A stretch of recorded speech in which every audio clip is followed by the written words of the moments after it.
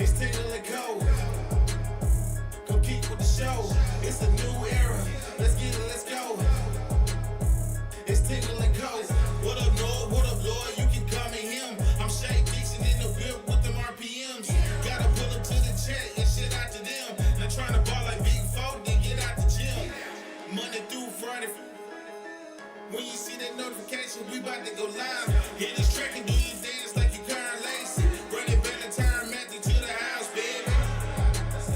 It's Tingle and Co. Come keep with the show. It's a new era. Let's get it, let's go. It's Tingle and Co. Word up.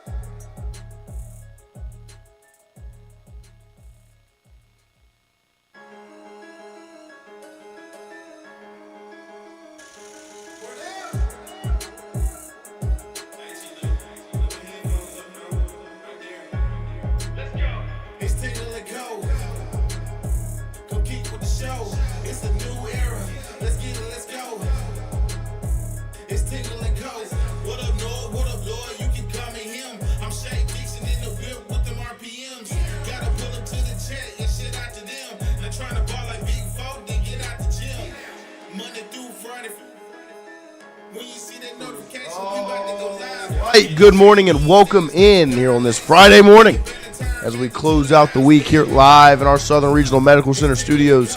Shout out to the team here at SRMC as they house Tingle and Co. Brought to you every single day by FanDuel. You see the spinner up in the top corner. Shout out to our friends over at FanDuel Sportsbook as every time we're live, it's because of FanDuel. Make sure you go download the FanDuel Sportsbook app. Go to the FanDuel Sportsbook website. I'm opening up the app right now to check in on last night's parlay. And let's see. Carolina lost. Yep, we only had one person who got their pick correct, and that was Christian Cowley. Mikal Bridges does go over 15.5 points. The game does not go over 216.5. Tigers lose, Hurricanes lose, Mercury lose. Oh, DeWanna Boner. And it was, you knew it was a bad start when Mr. Fun misses his pick at 12 o'clock. right, A right, 10-unit play as well. When the parlay He gets may not lost, come to work. game number one. no, today he has to come. Yeah, he to work. does. These are the days he needs to be in here. So unfortunately, parlay does not cash last night, but I'm sure we'll do it again today, as only Christian's pick makes it happen Only Christians. via our friends over at FanDuel. But Lloyd, Wyatt, Christian, good morning, fellas. How are we doing? Good morning. How are you, sir? Oh, doing well, doing well. Good to see everyone as we close out the week here, and we are officially in. This is the last week. We're closing out the last week of the Big Three athletic calendar. Of course, softball, of course, plays tonight against Alabama. You still have some other sports alive, but the Big Three: football, basketball, baseball. Those seasons are over, and the 2025-26 athletic calendar is essentially behind you. And man, that was my thought last night. I was sitting back and I was thinking about it because I saw your tweet talking about missing LSU baseball, and I was like, of course, I mean, me as well. When I'm sitting back and I'm just thinking about the last year that we've had, this past athletic calendar, and what it's looked like even just over the last couple of months. And it might be one of the wildest years, especially of my memory, just from an athletic calendar standpoint, where you are sub 500 in the SEC in all three of the major sports, football, men's basketball, and baseball. You fire two of the sitting coaches. You go hire Lane Kiffin and Will Wade. Now you're bringing Ed Orgeron. But like, it's just this crazy, crazy ride of what the season has been. It was announced officially yesterday, the numbers on Edo's contract, as he will make a total of $100,000 between now and January 31st, 2027, which is the current length of his contract per term sheet obtained by Front Office Sports. They have the term sheet included. You see it there. Verge Osbury and Edo's signature there at the bottom. But that's the term sheet for Coach Orgeron as he is back as the special assistant to recruiting and defense for LSU. Has anyone in the room come down since yesterday? Obviously, yesterday, the first hour of the show, we talk about Ed Orgeron coming back to LSU. We go through all the memories and play all the clips and watch all the videos and get all excited, and we're just kind of in this awesome place mentally. Has anyone come down from that, or maybe found the emotion has worn off and you feel differently, or is it still the same level of excitement and juice for what's going on? I think if there was ever a guarantee for a one-year contract, it was this one. Just to, like, a one-year kind of prove-it deal. Yeah. To see what it's going to be like with you and Lane Kiffin working together. Because it is funny the way that you talked about it yesterday with the binder, which I had thought about in years. This was the plan, just in reverse. It was for Lane Kiffin.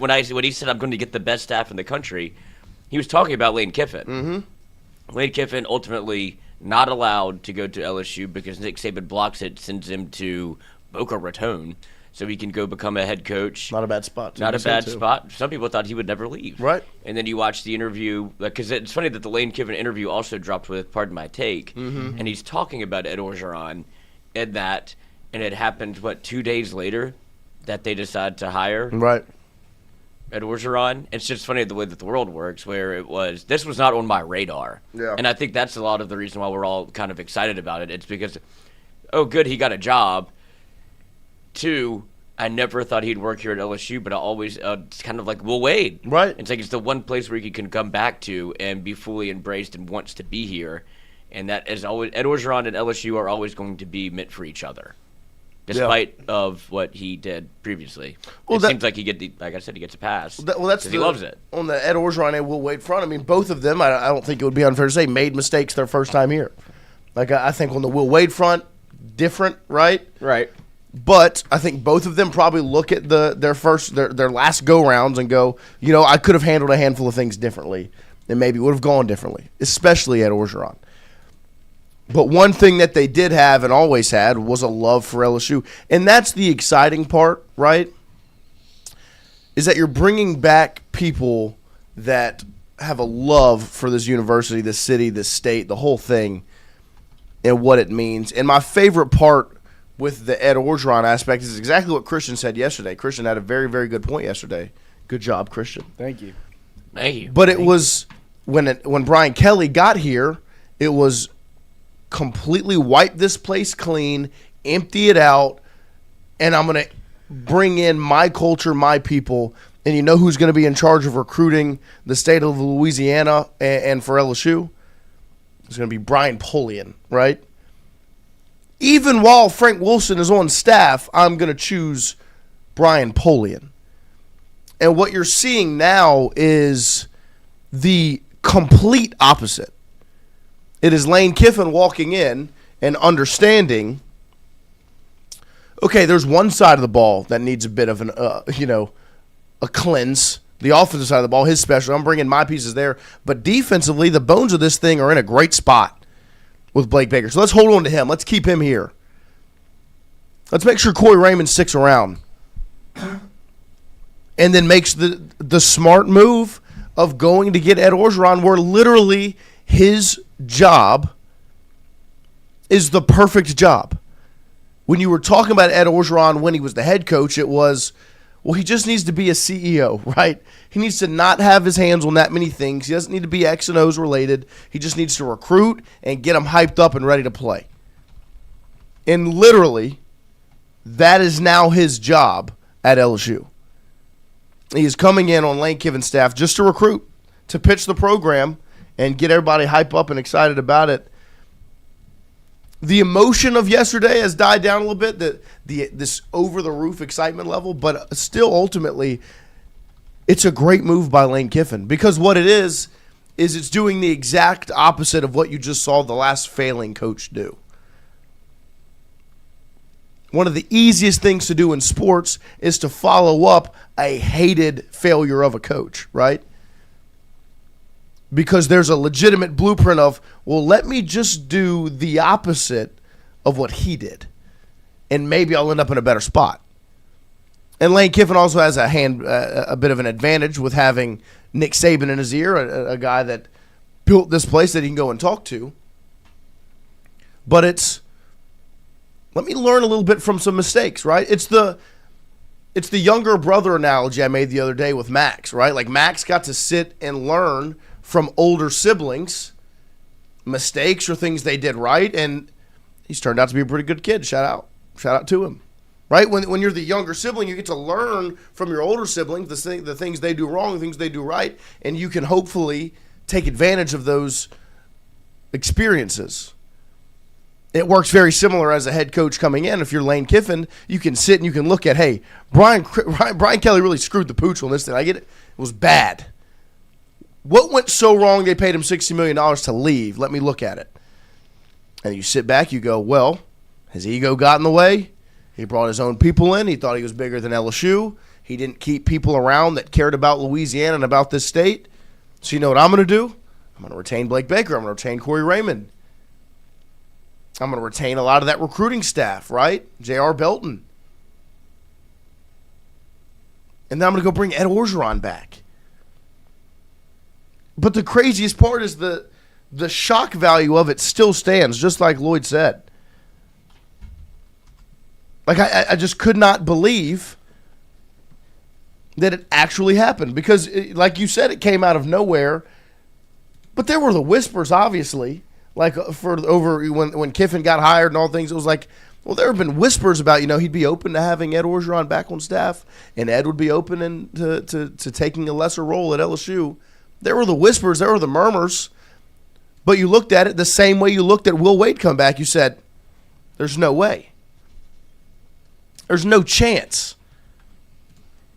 that you can bring back Ed Orgeron, who you essentially fired for cause, even though you didn't, and you paid him the $17 million, right? You fired him because of the way he was running your program into the ground.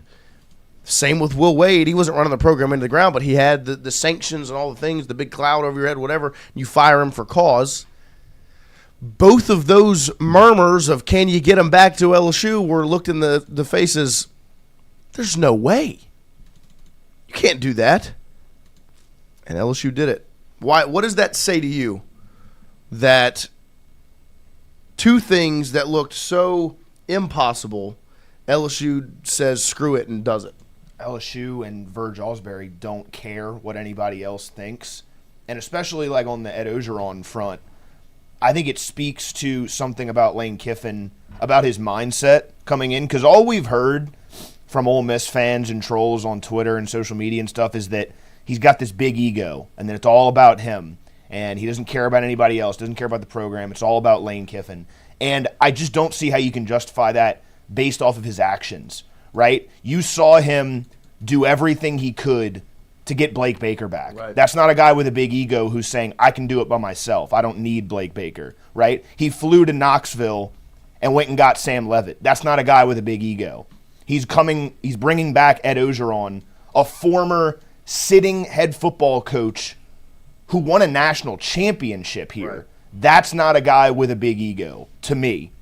So I don't understand where the Ole Miss fans are coming from when they say that. And I think it speaks to the mindset that Lane Kiffin has and the mindset that all of LSU has right now, which is they're going to do whatever it takes to win. I got a text this morning from my not Hunter Hall, my Alabama fan, said, right. Will Wade is getting players, Coach O is back. I am officially worried. Yes. You should be worried.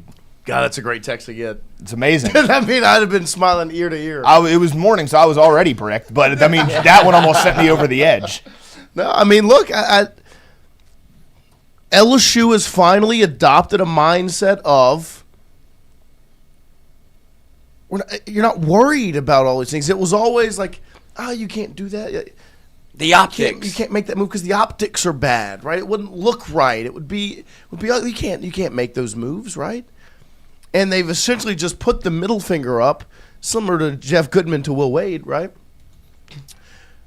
to the entirety of just the PR stunts. Like they're not doing that. They don't care about that. Your PR, your optics, your perspective, what LSU is supposed to do and how things are supposed to go, don't matter. And I think you're exactly right on the front of ego. That was the part that stuck with me the most whenever, you come down off the high of, oh, my God, Ed O's back, and you start to really think about it. And you compare the last two regimes. Somebody asked me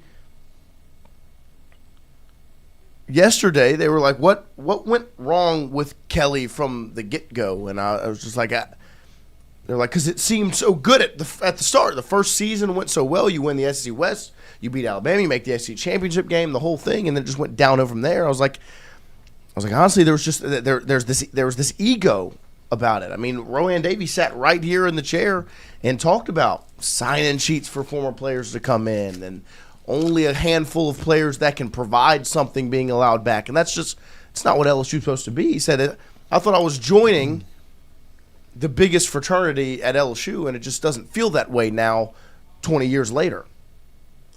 That's a problem. It's not what LSU is supposed to be. And so ego to me was the issue. It wasn't Brian Kelly being a bad coach or not knowing football or any of these things. It was the ego of it, of my way, right? My people.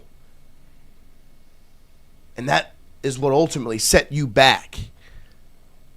And what you're seeing now is exactly like Wyatt laid out for you, is you're seeing the opposite. I mean, put your pride to the side. I need that defensive coordinator, so I'm going to keep him here. Lane Kiffin could have very easily said, oh, Sam Levitt expects me to come follow after him? I'm Lane Kiffin. I was a D2 quarterback to get me the playoff last year. I'm not worried about that. No, pride to the side. I need my quarterback. I'm going to go get him.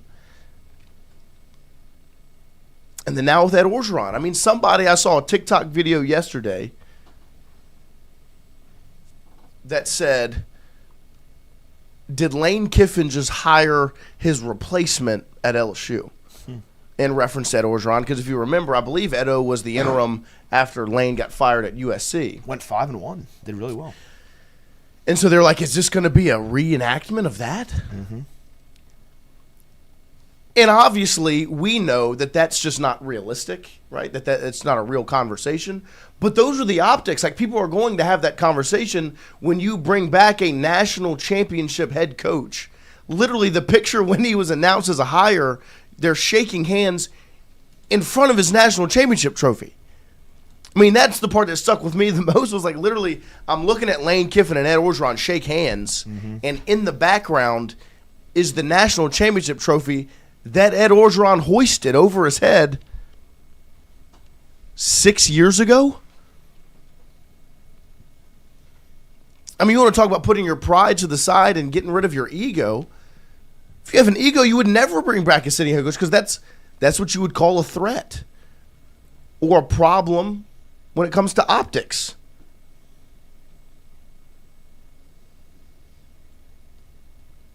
That's what LSU's gotten away from. Not worried about optics. They're not worried about looking like an this organized machine, and this is what. No. They're worried about winning and do what it's taking to win. I think it's the same discussion basketball wise. I mean, they add another pro yesterday. It's letting your coaches coach. Mm-hmm. It's letting them do what's necessary to win, because that's what their job is. I mean, the trailer before the show every morning is the 1.5-minute clip of Will Wade from our interview with him 2 weeks ago, where he talks about what his job is at LSU, what he's supposed to do at LSU. Look, my job is to do what's best for LSU. My job is to make sure that we're doing what's best for LSU and what's best for the players that we have signed and the players that we have that want to come. Some of these guys are still playing. His job is to do what's best for LSU. And what is best for LSU is what? Winning. That's what's best for every program. When you win, you are set. Nobody cares about anything but wins. It is interesting to see the dynamic of every kind of program change from LSU, whether it be men's basketball or football. after. I mean, you have to kind of point to Verge Osbury being your AD because it did feel like for a lot of the good that Scott Woodward did, it did feel like it was almost a battle of keeping LSU in check and almost like a professional organization. Like, you can't really do that. It skirts the rules a little bit, or it doesn't look the best optically for what we want our brand to be. Right. This feels totally different, whereas Verge has hired two loose cannons, I think it's fair to put it, in Will Wade and Lane Kiffin, and they are going maximum Will Wade and Lane Kiffin. Nobody's stopping them from doing it, because there would be, I don't think it's a stretch to say, some ADs that would look at what Will Wade's and be like, whoa. Of course. Like, you can't go 3, 4, 5, 6, 7, 8 transfer portal players where your team is older than an NBA team. And it's like, you are making this look bad for everybody else and for what we're trying to do at LSU. I don't want the heat of wearing that black hat the same way that you do. This is my job to step in and stop you. I think this is also kind of like a nothing to lose mentality of like, all right, so you fire your football coach, you get Lane Kiffin, who's the best guy for the job. Well, Lane Kiffin's the biggest villain in college football. Look, you're a basketball coach. Who's the one guy you would go get if you fired your basketball coach? Will Wade. What does that make you in basketball? Another villain. So you essentially have like nothing to lose in the sense of like, okay, we've already made 2 fucking moves. We might as well just go all in and be like, Let them do exactly what you hired them to do. Let's just go full Heath Ledger Joker here. You're right. Why not? Well, yeah, it would be stupid to bring Lane Kiffin and Will Wade in. Oh, they've changed. And then go, and then rein them in. We're going to keep being the brand. Put handcuffs on them and not allow them. It's still the path. To do what, why you go hire them. Like that. That's why you do it. That's why you spend the money to pay the buyouts and to go get these guys, is to allow them to be who they are. And who both of these coaches are, and Lane Kiffin and Will Wade, are guys that think outside of the box and push boundaries and find ways to win. And optically, I don't think it really matters. I don't think the optics of any of this are super, super important to your program. But at the end of the day, it looks bad optically for LSU right now. If Lane Kiffin goes out and wins, and Will Wade goes out and wins, and Jay Johnson goes out and wins, everyone will love LSU. Like, LSU is one of the coolest schools of all time when they win. Right. When Will Wade was winning at LSU, everyone was a fan. When LSU wins in football, everyone's a fan. It's one of 2019, as well as being the best team of all, it's the coolest team of all. Like, there are so many fans not from Louisiana who fell in love with college football because of Joe Burrow and Jamar Chase and Justin Jefferson. The 2023 college baseball team, Dylan Cruz, Paul Skeens, Tommy White, Trey Morgan, like, optically, all of this is fixed when you win. Yes. And I believe they are going to win. So I don't think it really matters that much. But in my opinion, there's a sense of, if we just go get these guys, after a year, you're going to win. And everyone's going to forget about this bad shit because it's going to be awesome. And everyone's going to fall in love with them. But I think of like women's basketball, right? What was the first like depiction of the women's basketball team in Kim Mulkey? Nobody liked them. Well, now they're one of the most followed teams in the country, and everybody adores them. We talk women's basketball almost every single day in the winter, and I know across the country, it's adored. So I think of like Kim Mulkey being maybe not the first person, but I think of like she was like the first villain at LSU, and I'm just happy we followed in her footsteps because a lot of people don't like her, but it is fun having her as a women's basketball coach. And and Wyatt is exactly correct. And I think even what's currently happening, even though LSU is being viewed in a negative light now, it's only being viewed in a negative light. It's not a negative thing, right? It's not a negative occurrence for LSU because 4 months ago, in the middle of men's basketball season, LSU men's basketball is not being spoken about at all. At all. They haven't been in a tournament in 4 years. They haven't been a talking point whatsoever. There have been no national shows talking about LSU men's basketball. On top of that, you just go and hire Will Wade, and you are the 6th most talked about program on social media in the middle of the Sweet 16. The 5 teams ahead of you on that list were all still playing. You hadn't made a tournament since 2022. But you hired Will Wade, you were back in the conversation. And where you are now is strictly to me, the old saying is there's no such thing as bad publicity. If you're getting publicity, it's good for your program. And some people feel like that's the truth. Some people feel like it isn't. That's okay. But what LSU is saying is they don't care about bad publicity. You're talking about LSU.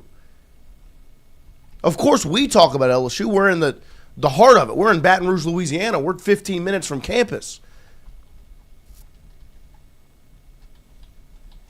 It might take you a while, but we legitimately could walk to Tiger Stadium from the studio. It's not completely, Lloyd probably wouldn't like that. No, walk. Lloyd would hate it.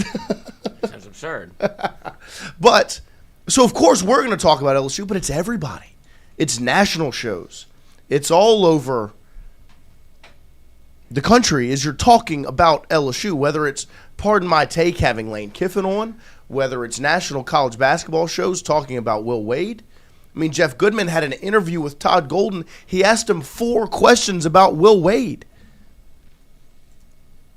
So you're in the conversation. You're back where you belong. You're in the conversation. And like Wyatt said, what that will turn into is you're at the top of everybody's radar. Everybody's looking at you. Everybody's thinking about you. And when you win, all of this bad publicity and the negative light you're being shown in is gone because you're winning. And the reason that you're viewed in this negative light is because you're doing what's necessary to win. And I said it yesterday. With that high reward, right, comes high risk. LSU is taking risks. Paying Brian Kelly $60 million to leave, giving Lane Kiffin a $100 million contract, and spending $40 million on that's a lot of money. There's risk associated with pouring money like that in. They very easily could have sat back and said, you know what? We're going to have a rebuild type season in year 1, get the culture right, not spend any money, and we can go all in year 2 or year 3, right? Judge them on year 3. But they didn't. You know what they said? They said, we're going to go all in on year 1. We're going to do it. We're going to spend $40 million so we can get a return on that investment early and we can build something here.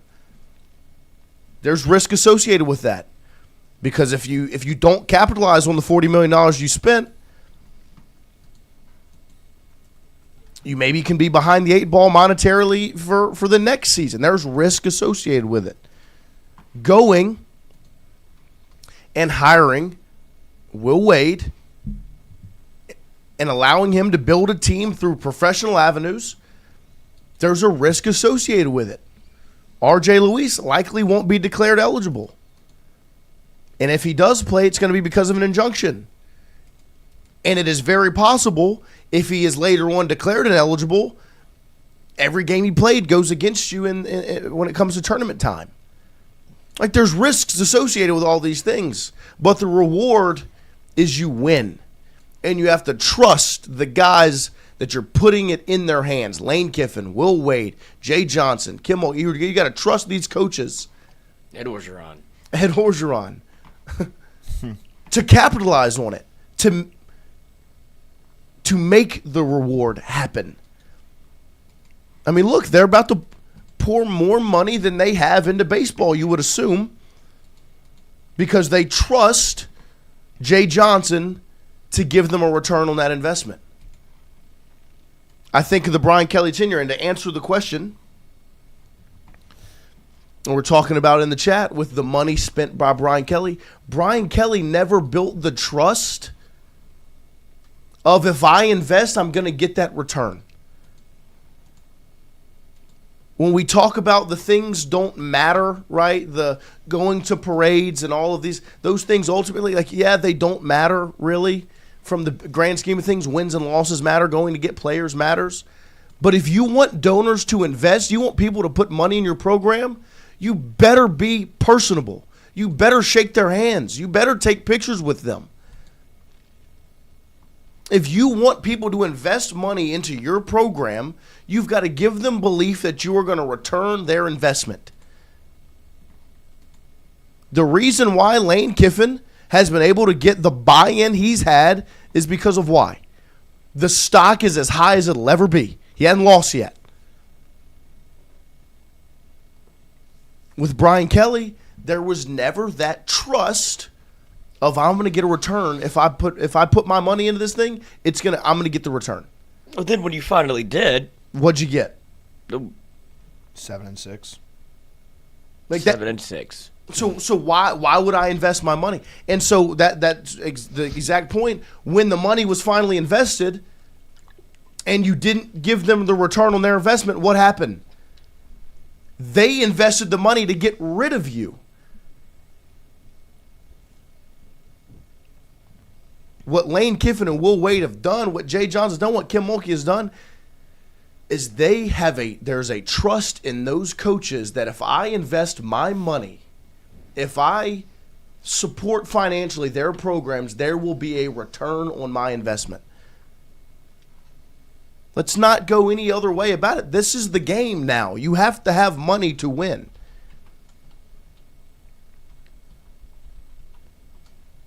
And these coaches that LSU has on campus now have a level of trust instilled in them by the donors that say, you know what, I'm gonna invest because I trust that you're going to return on that investment. Mm-hmm.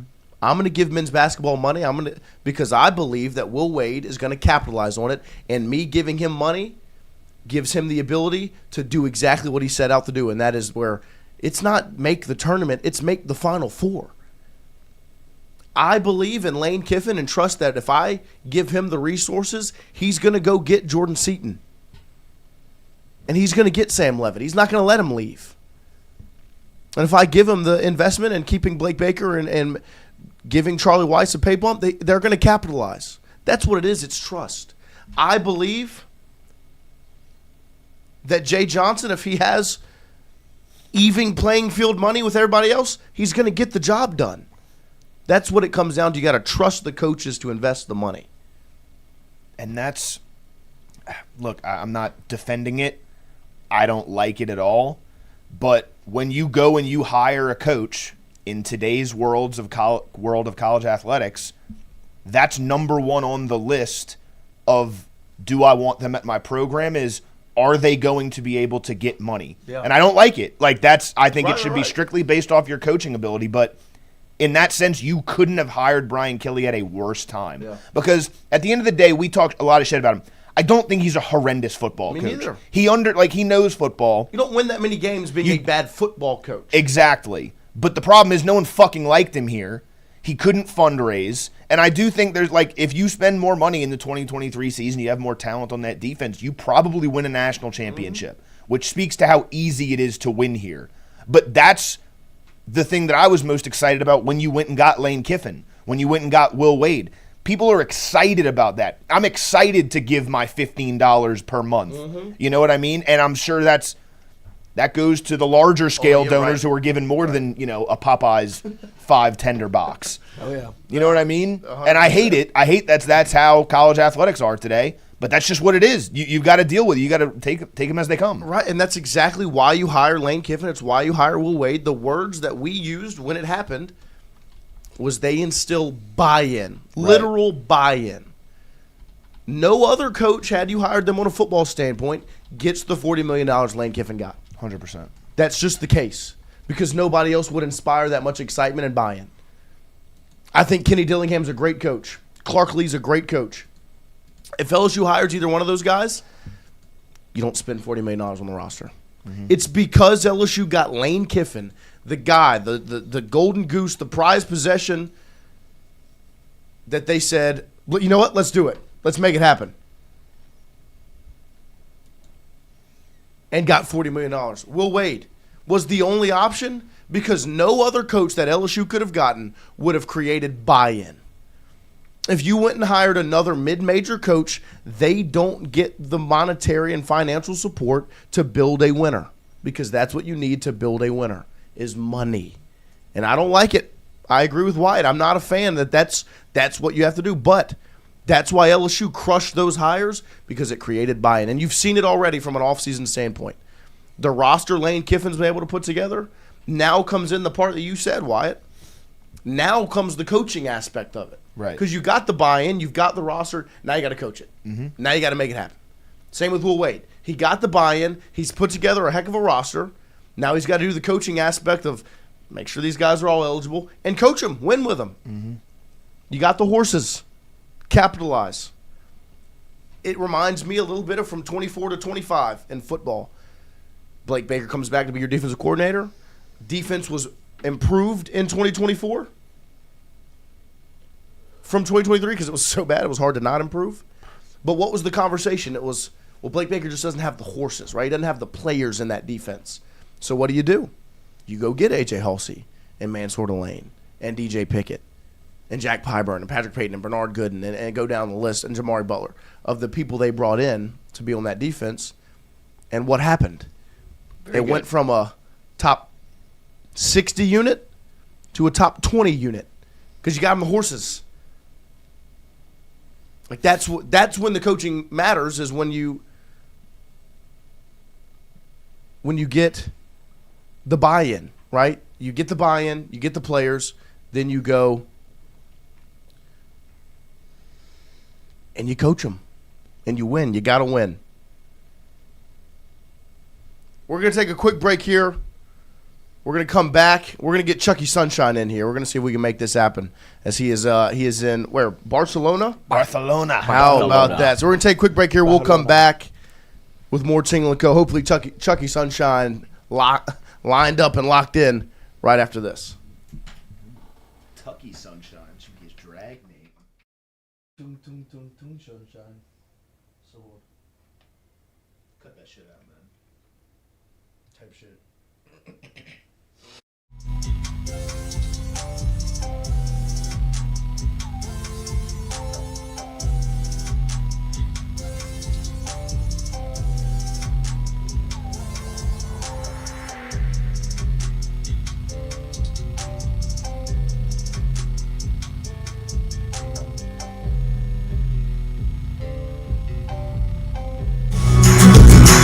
Wardo's was created in honor of Alan Ward Granning III, fondly known by family and friends as Wardo. In 2019, the oldest brother of the tribe passed away unexpectedly. His remaining siblings and loved ones wanted to honor his memory in a special way. In 2022, Ward's family decided to combine the need for a sandwich shop in downtown Natchez with a desire to pay tribute to Ward's love of good friends, good times, and great food. Through blood, sweat, tears, and countless hours of hard work, Wardo's was born.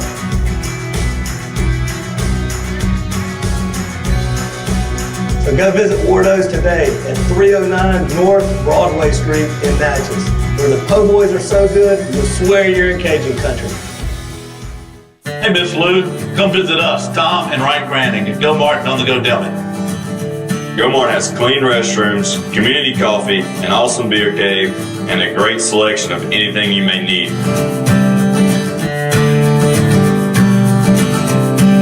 Located at the corner of Highland Boulevard and Highway 61 South in Natchez.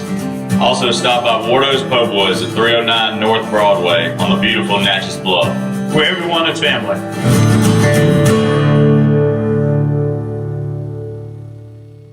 When it comes to your home, the roof over your head matters. At CAS Roofing, we don't just install shingles, we build peace of mind. With years of experience and a commitment to craftsmanship, our team shows up on time, gets the job done right, and treats every project like it's our own home. Whether it's repair, a replacement, or storm damage that caught you off guard, CAS Roofing is ready. We're local, we're dependable, and we stand behind every nail, every shingle, and every promise we make. Because at the end of the day, it's not just about roofing, it's about protecting what matters most. CAS Roofing, built on trust, backed by quality.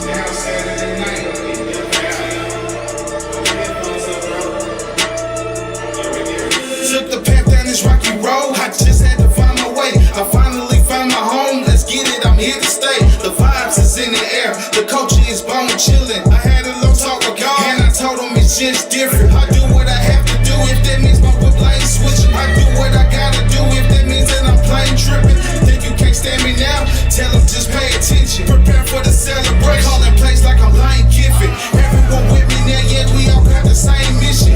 I roll with bandits, so there's nothing we ain't getting. Take over your trap, they freezing up, got the game glitching. Everyone watching me just to see how the game shifted. Here, hold my beer. You can take a sip. Say the block is hot. Watch this ring drop the temp. Play around if you won't have your name in the news clip. I moved on and they still hate. Don't miss me with that bullshit. Let's go. Just take a look around, dog. It's just different. Don't bring no drama around me, cause I hear it different. Count money a long time, but it's been different. I just do it like I'm Nike, but I'm just different. Man, I must remind you, dog. It's just different. Yeah, I got some bandits around me and they hear it different. I just do it like I'm Nike, but I'm just different. We just different. It's just different.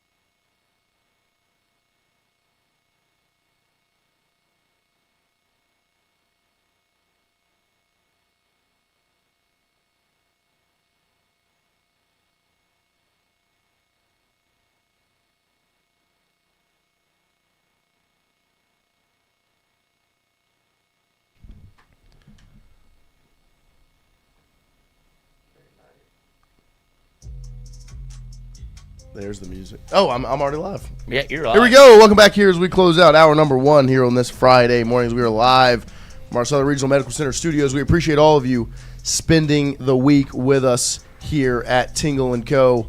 And do we have him in from Barcelona, Spain? We did. I think he left. Oh, no. Where'd he go? Is his face still there? No. Ah. But we appreciate all of you. He was just in here. Charles. We appreciate all of you starting your morning with us and enjoying the week here as we talked a little bit more this morning about Will Wade, Ed Orgeron, everything going on around LSU athletics because it has been quite the athletic calendar season. We will talk a little bit about baseball because, funny enough, we didn't talk baseball for a second yesterday, the day after the season comes to an end, which was very, very unfortunate for LSU baseball. And if we can get old Chucky Sunshine in here, we will continue that conversation and hang out with him, see how Barcelona is treating him. But I will run through a couple of numbers from, what night was that? Wednesday night when they played Auburn? So Kaysen Evans gets the start. Was that a surprise? Were you surprised by Kaysen going? No, Derek Curiel said it the night before, so I guess not that's really. true. Yep. I kind of expected it was going to be Kaysen. And so Kaysen gets the start, and he goes 4 2/3, gives up 2 runs, with one of those being unearned, 8 strikeouts and a walk. One of his best performances of the season. Yep. And his last time out for LSU in the 2026 season. Of course, he'll be back next year. LSU was let down by the offense, of course, in this game, which is this is the game of whack-a-mole we've talked about with this LSU team. I mean, you're able to score runs. The last month of the season, your pitching was letting you down. Mm-hmm. And then you get to Hoover, you don't really score many runs the night before against Oklahoma, but your pitching was really, really good. Really good. Really Devin good. Shear and Gavin Guidry, Grant Fontenot, really good. and then the next night your pitching's good again. I mean, Kaysen 4 2/3, only giving up 1 earned run, another one unearned, with 8 strikeouts and a walk. Oh, we got him? Got him. From Barcelona, Spain, Chucky Sunshine, you there? Good morning.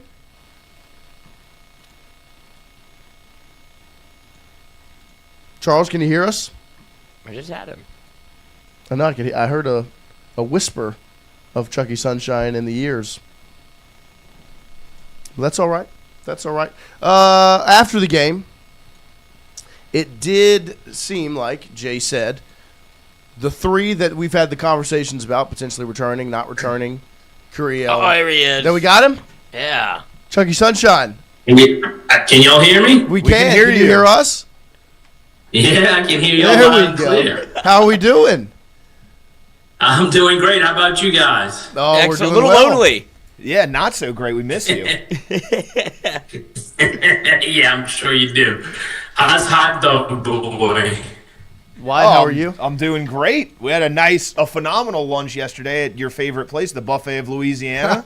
Wish you could have hung out, had some team bonding, but it was good altogether. Nasty. Nasty. Jason has been hitting he's been hitting all the hot spots.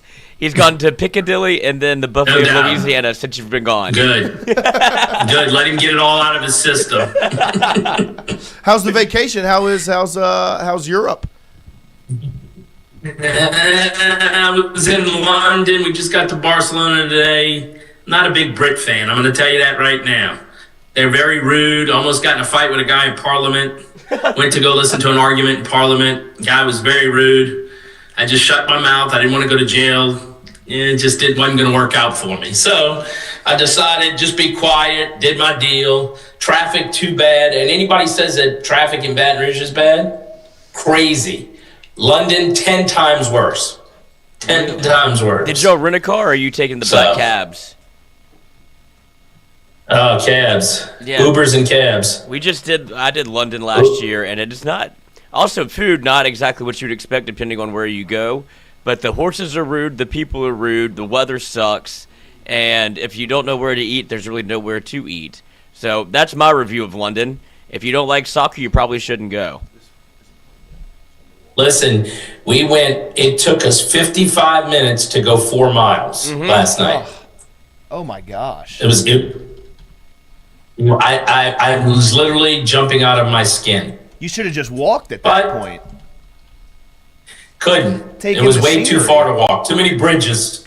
Oh yeah, that's what I've heard. Too many bridges. They love the bridges. So let me ask you this.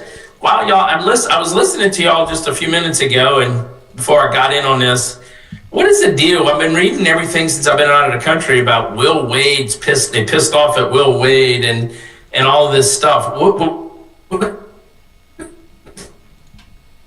going on with this? Like, everybody, he didn't make the rules. He's just living by it. I don't understand all of this. No, I mean, what day was that? Was that Tuesday morning? When everyone came down on him on Monday because of R.J. Luis and all these other players, the conversation, they've basically just assigned him already. I mean, he was already the villain, but he's the scapegoat. He's the guy that's going to wear all the blame because he's not the only coach doing this.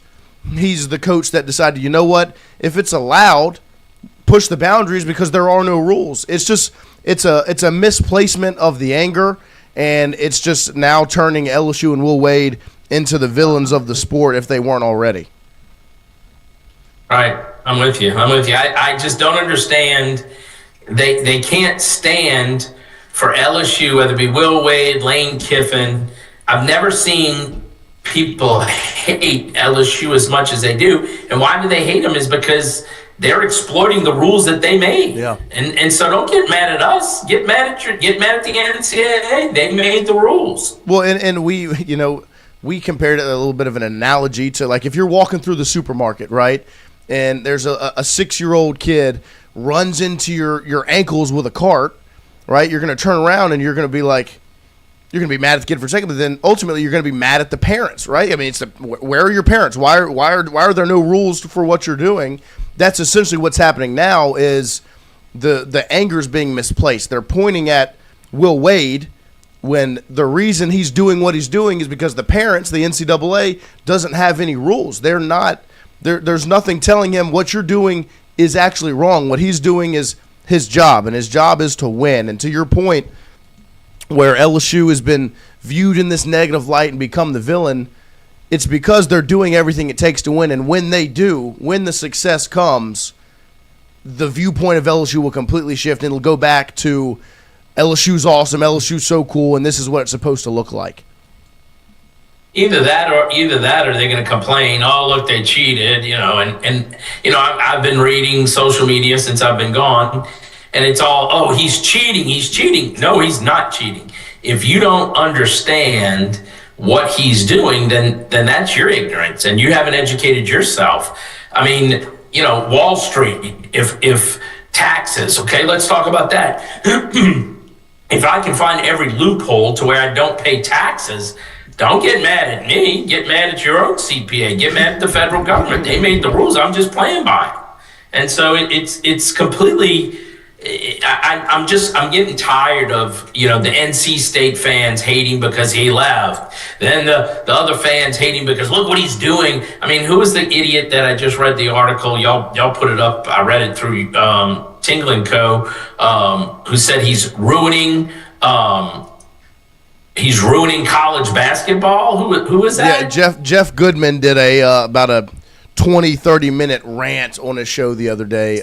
John Goodman. So John Goodman needs to stay out of it and leave the sports writing to people who actually understand it, because John Goodman is obviously terrible at sports writing. Well, and I know his name is Jeff, but I'm using John because he's a comedian. No, you're right. I mean, it was we played the clip on the show that morning, and we're essentially just in the mindset of, I mean, this is just, it's a personal attack is what it was. And ultimately, when you look at the entirety of the situation, the reason people are upset, he was quoting other coaches and other staff members from other programs. The reason they're upset, Charles, is because they're scared. Because LSU is building a team that's going to be really good. And if they weren't scared, they wouldn't be saying anything.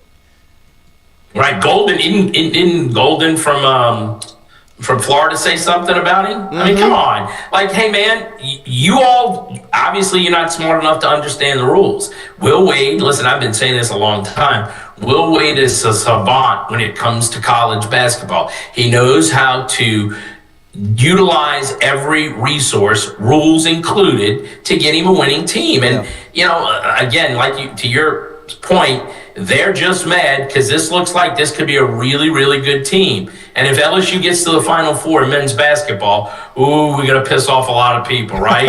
And there is no more NCAA investigation anymore because guess what? It's all legal. We're doing it by your rules. Sorry. And you bring up Todd Golden, and Lloyd, I'll let you get.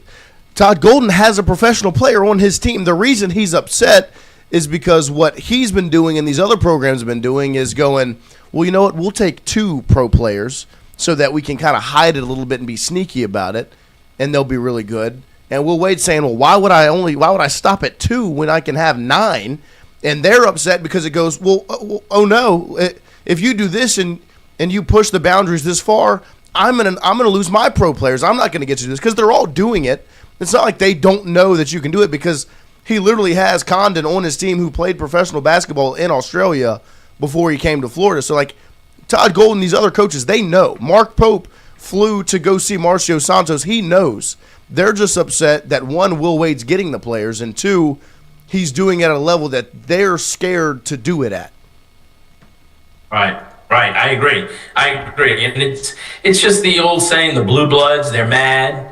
And, like I said, it's just enough's enough, man. Like, go crawl in your hole. Let's see how this plays out. Look, he's got a bunch of commitments, and I've read the comments, if they can become eligible. Well, that's not your problem. It's not your problem. It's our problem. It's Will Wade's problem. Yeah. Listen, for the first time in a long time, I feel LSU men's basketball, before the season even starts, before practice even starts, before these play, it's become relevant again. Mm-hmm. And we saw it when we hired Will Wade. We see it now going through the recruiting process. I think Will even said it on your show that the portal didn't have a whole bunch of kids in it. And so why get angry if he goes out and gets the players he needs to win? From what I can understand, this rule is going to be closed up. They're going to do away with it after the end of this year. And so, look, you should shame on y'all for not going out and getting you some G League players. And that's what I was going to ask you, is it does feel like because the amount maybe that Will Wade is going to get and when it comes from quote-unquote professional players, because the quote was you're fucking it up for the rest of us by getting 6, 7, 8 professional guys as opposed to the 1 or 2 that they sprinkled on top. Do you see this rule being changed after Will Wade, I guess, exploited what they allowed him to exploit? I think it's going to be closed up, and they're going to do away with this rule anyway, whether Will Wade did this or not. Because if y'all remember, I think Arkansas was the first one to go after a professional player, if I'm not mistaken.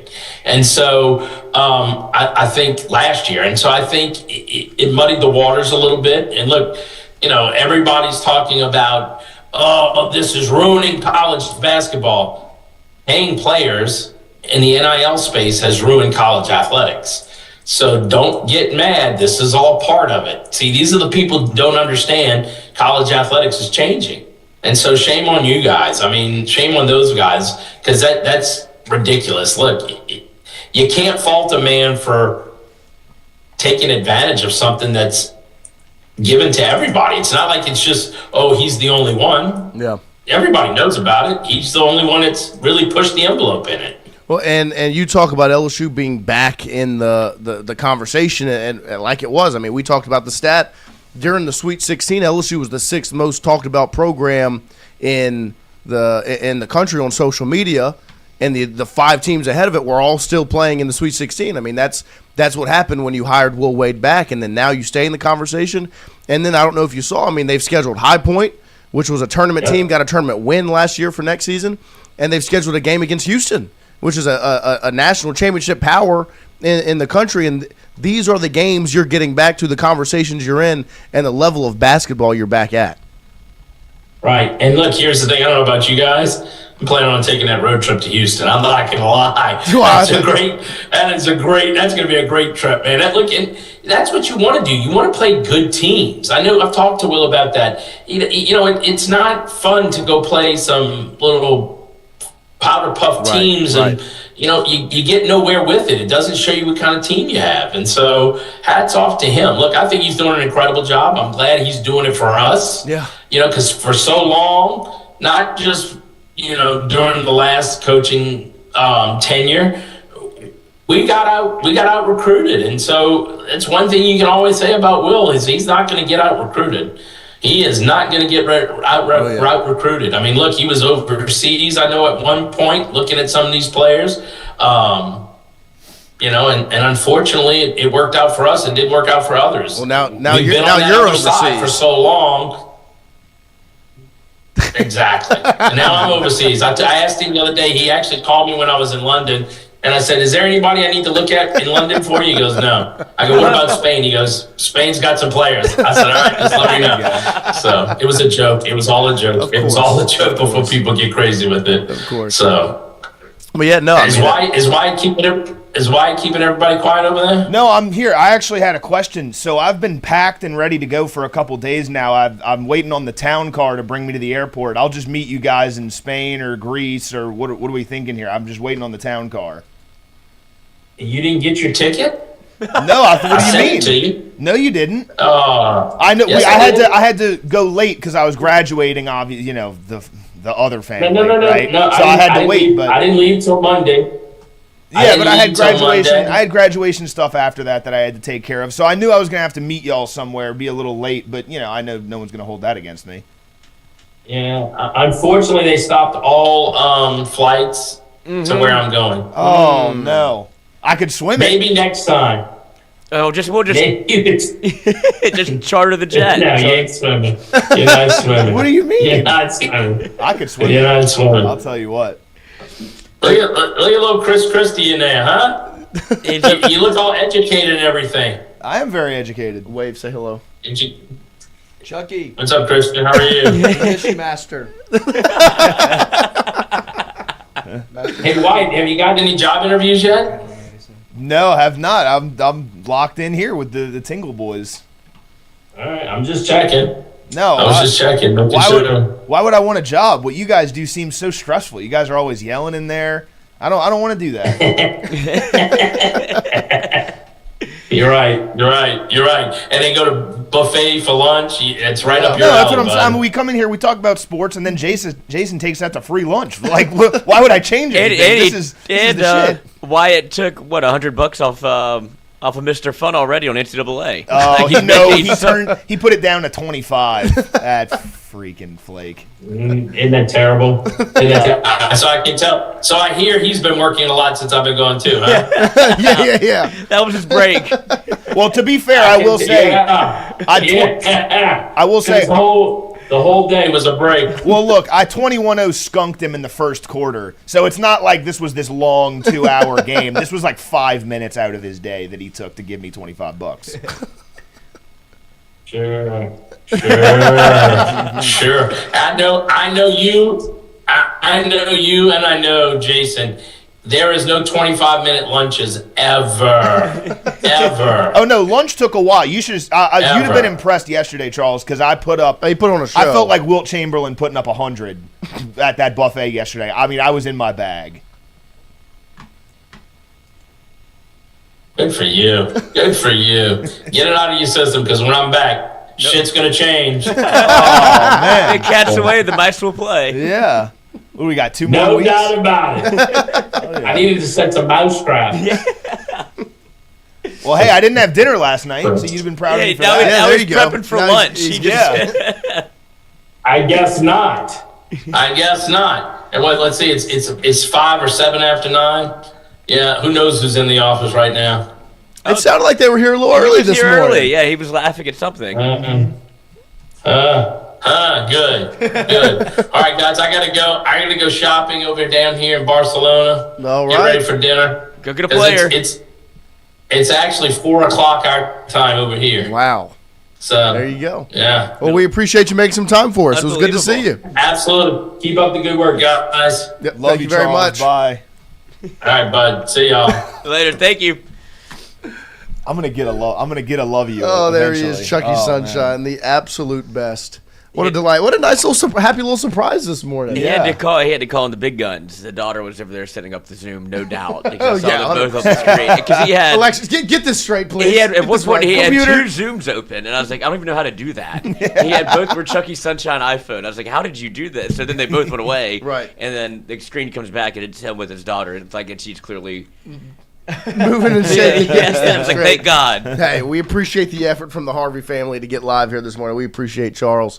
And look, that Houston road trip's looking a little. Hey, mi casa es su casa, big dog. Muy bien. Would love to take that trip because that I am extremely excited to get back to those level of basketball games. Well, this had to be your plate. He just sent me this from last night. Oh, gosh. Or yesterday afternoon, I should say. Oh, no. That's a Louisiana buffet if I've ever seen it. I mean, you could have made that plate 1,000%. Yeah, All of those options were there. The, I don't. It's probably from my plate online. was bigger than that. If we're gonna be honest, I think I did take a picture of my plate. The pizza at the Chinese buffet. You always want to try a slice just to make sure there's nothing crazy. It might not there. be an every time thing. No, it's definitely not an every time thing. I don't have enough room. See, look, there's a picture. Try things like that. My plate. See, I was going heavy on the garlic bread. I will say the garlic bread was good. I just didn't. First of all, I didn't see the garlic bread there yesterday. I also just didn't think. I got a big. Let me go get garlic. I got a big dinner roll. See, the thing that's why it did help. That was a good plate. I do remember that. You appreciated my plate? No, it was a good plate. Great plate. Especially first time in a new place. You don't necessarily know what's good. You don't check all the boxes. No, you don't know your heavy hitters. That's where I don't respect Christian at all. He didn't go through every single bar and see everything they had. Right. He said he didn't even see the garlic bread. There should be nothing on that buffet that you didn't see. Yeah, I saw everything. You've got to go and you've got to see everything. You don't have to try everything. I went dinner roll instead of garlic bread. No, that's fine. But you saw the garlic bread. You saw the dinner roll. You said, I'm going to go with the dinner roll. Mm-hmm. I respect that. Mm-hmm. This is the difference between me and you. Yeah, I'm going back today. Yeah. I've never even heard of this place. It was very good. It is very good. It reminded me a lot of there was a place in Baton Rouge called Great Wall, which was a Chinese buffet that me and my family crushed. And it was nice to get back to a Chinese buffet. But Shout out Trey Yen, there you go. Mandeville. There you go. It was also, like we said, it's also exciting to get back to those big-time basketball games. If we can get on that trip to Houston, because the Houston arena is the Toyota Center. Exquisite. Like, they play in the Toyota Center, which is outstanding. And we can parlay it with the Rockets game. Depending when the game's played, probably. Potentially.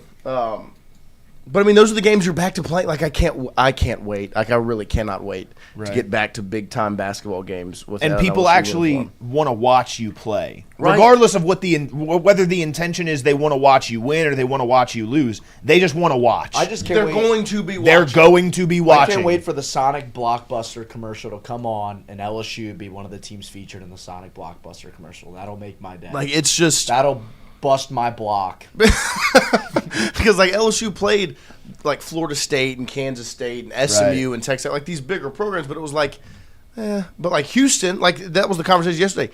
Houston is scheduling you because they're looking at you like a legitimate program. Like if we get this win, it's big for us. Yeah, right. And if we take a loss, it won't hit us that much because they're going to be good. Yeah. And so like it's a respect factor that you're finally back in that arena, and it's awesome. Of course, it's awesome. I mean, like literally. You know, we started the show talking about looking back at the last athletic calendar, which was without a doubt one of the roughest years ever. Mm-hmm. Think about what's waiting in front of you. The athletic calendar that is in front for 2026-27 could be unbelievable. Mo 9, $5 Super Chat, 5 claps. Ready. If it was up to Wyatt, you guys would talk about food the whole podcast. Literally 5 houses of food. No, He would say 5 hours of food. I wouldn't say 5 the whole. houses. I wouldn't say the whole podcast. It would be 50-50. Yeah. Because I do love talking about LSU, of course. Of course. I love talking about baseball, basketball, see, football. but But that's the the thing. food part, I do get I do excited love talking about food as well. Of course. Especially when we, as a team, are able to bond. It's memories, not just food. Of course. You Yes. get to go experience a new place together. That's the most fun thing. Well, because Lloyd knows, he can attest to this. I have brought up like food content or a food show or all of these things many times over the last handful of years. Right. Because I've always said, if I was to stay in like the content media realm and it was something other than sports, It's food. It would be food. I grew up watching Man versus Food. Of course. Or Diners, Drive-Ins, and Dives. Hell My yeah. 600-pound life. Go down, maybe not that one, but fair enough. So I'm the pussy? That's TLC, not the Food Network. Okay. Like, and then but I the watched, problem is, that just like Brian Kelly, you didn't have the horses. I didn't, and Now you've got a fucking hippo. You gave me an NIL deal. I'm here to do the food. Like, let's fucking do the food, boys. I would love to. It's always a great You time. remind me more of an elephant. Because I'm smart. I'm wise. I'm very There you wise. go. Hippos are very strong. Elephants are. I am strong, though. That is true. I guess elephants are strong too. You know what? Yep. You're more of an elephant though. You But really yeah. landed that plane. Yeah. But like I said, I mean, looking at the 2 hours. athletic calendar ahead of you, with what football season has in store, basketball, you're scheduling tournament-level non-conference games. You're going to play an SEC schedule, will be competitive, make the tournament, do the whole thing. Baseball, Jay Johnson, LSU will be back. For everything that just transpired in this last athletic year, you would assume you're going to get the complete opposite ahead of you. That's the light at the end of the tunnel, and it's extremely bright.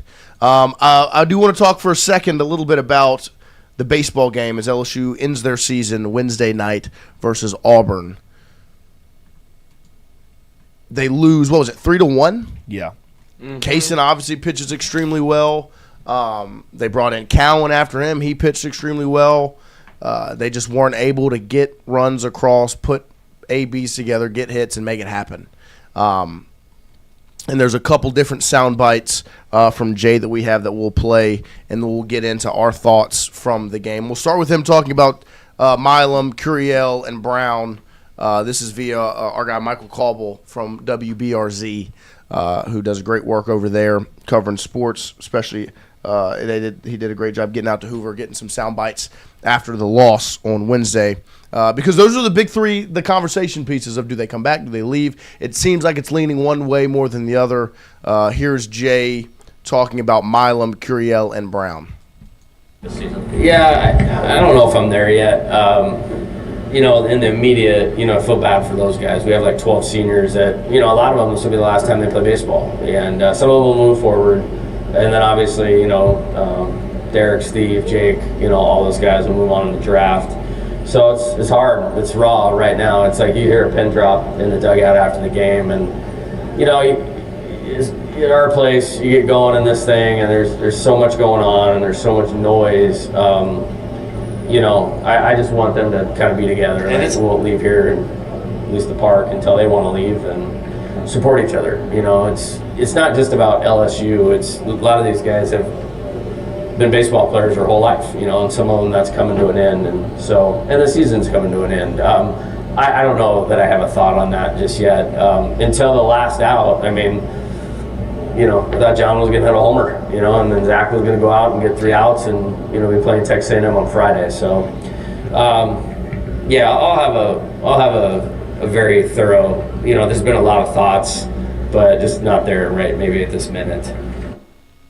I freaking love that guy. Like, I just, every time he speaks, it's that answer itself. You know what I mean? Like, there are so many things that go into being a coach, especially now, with roster building and the portal and NIL and fundraising and all these different elements. But at the root of it all, you are a coach. You are a part of these players' lives. You are a mentor. You are, for some of them, a father figure. Like, that's who you are. And that can get lost in the shuffle. But you see, there's one thing that Jay, he's great at a lot of things. He might be the best at having an understanding of the locker room, of the clubhouse, of having that, of just knowing his guys and understanding that, look, these guys have been baseball players their whole life. They're gonna stay on this field as long as they want, because this is the end of the chapter of this season for some of them, the end of their chapter at LSU. For some of them, the end of the chapter playing baseball. Those are the things that go into all this. And so as much as the season is upsetting and disappointing, he's just got to, and that's why he's the best coach in the country. I mean, truly, like, listening to him answer that question, talk about the clubhouse, the players, all of those things. I mean, ultimately, one of the biggest takeaways was him saying Steve, Jake, and Derek going to the draft. But there were so many other layers to that answer. We have one more clip of him talking about the season, wrapping it up, putting a bow on it as the 2026 season ended. Here is Jay. This is once again via Michael Cauble and WBRZ. Part of it,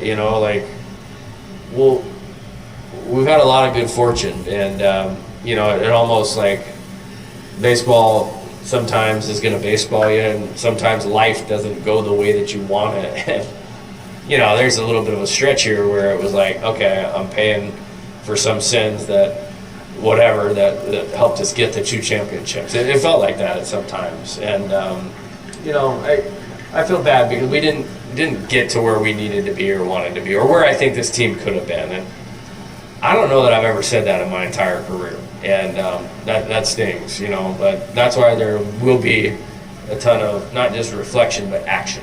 This is about what we do with this, and I'm fully it will be dove into it at its fullest extent. Everybody's got to do better, and myself, coaches, players, and we need to learn from this so we can. You've met.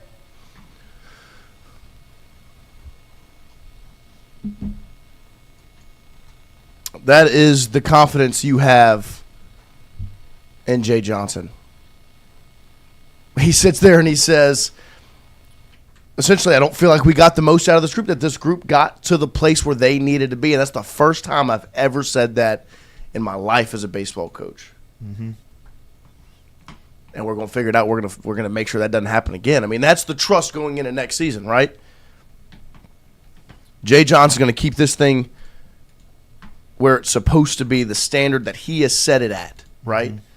Because LSU baseball has been LSU baseball, right? It's a national championship program. It has been for decades, over 3 of them. Jay Johnson has also set a standard of Jay Johnson's LSU, which is national championships, 2 in a 3-year stretch. Every year that his team has left early, whether it's the end of the SEC tournament or regionals, they've followed it up with a national championship up to this point. And that is the standard.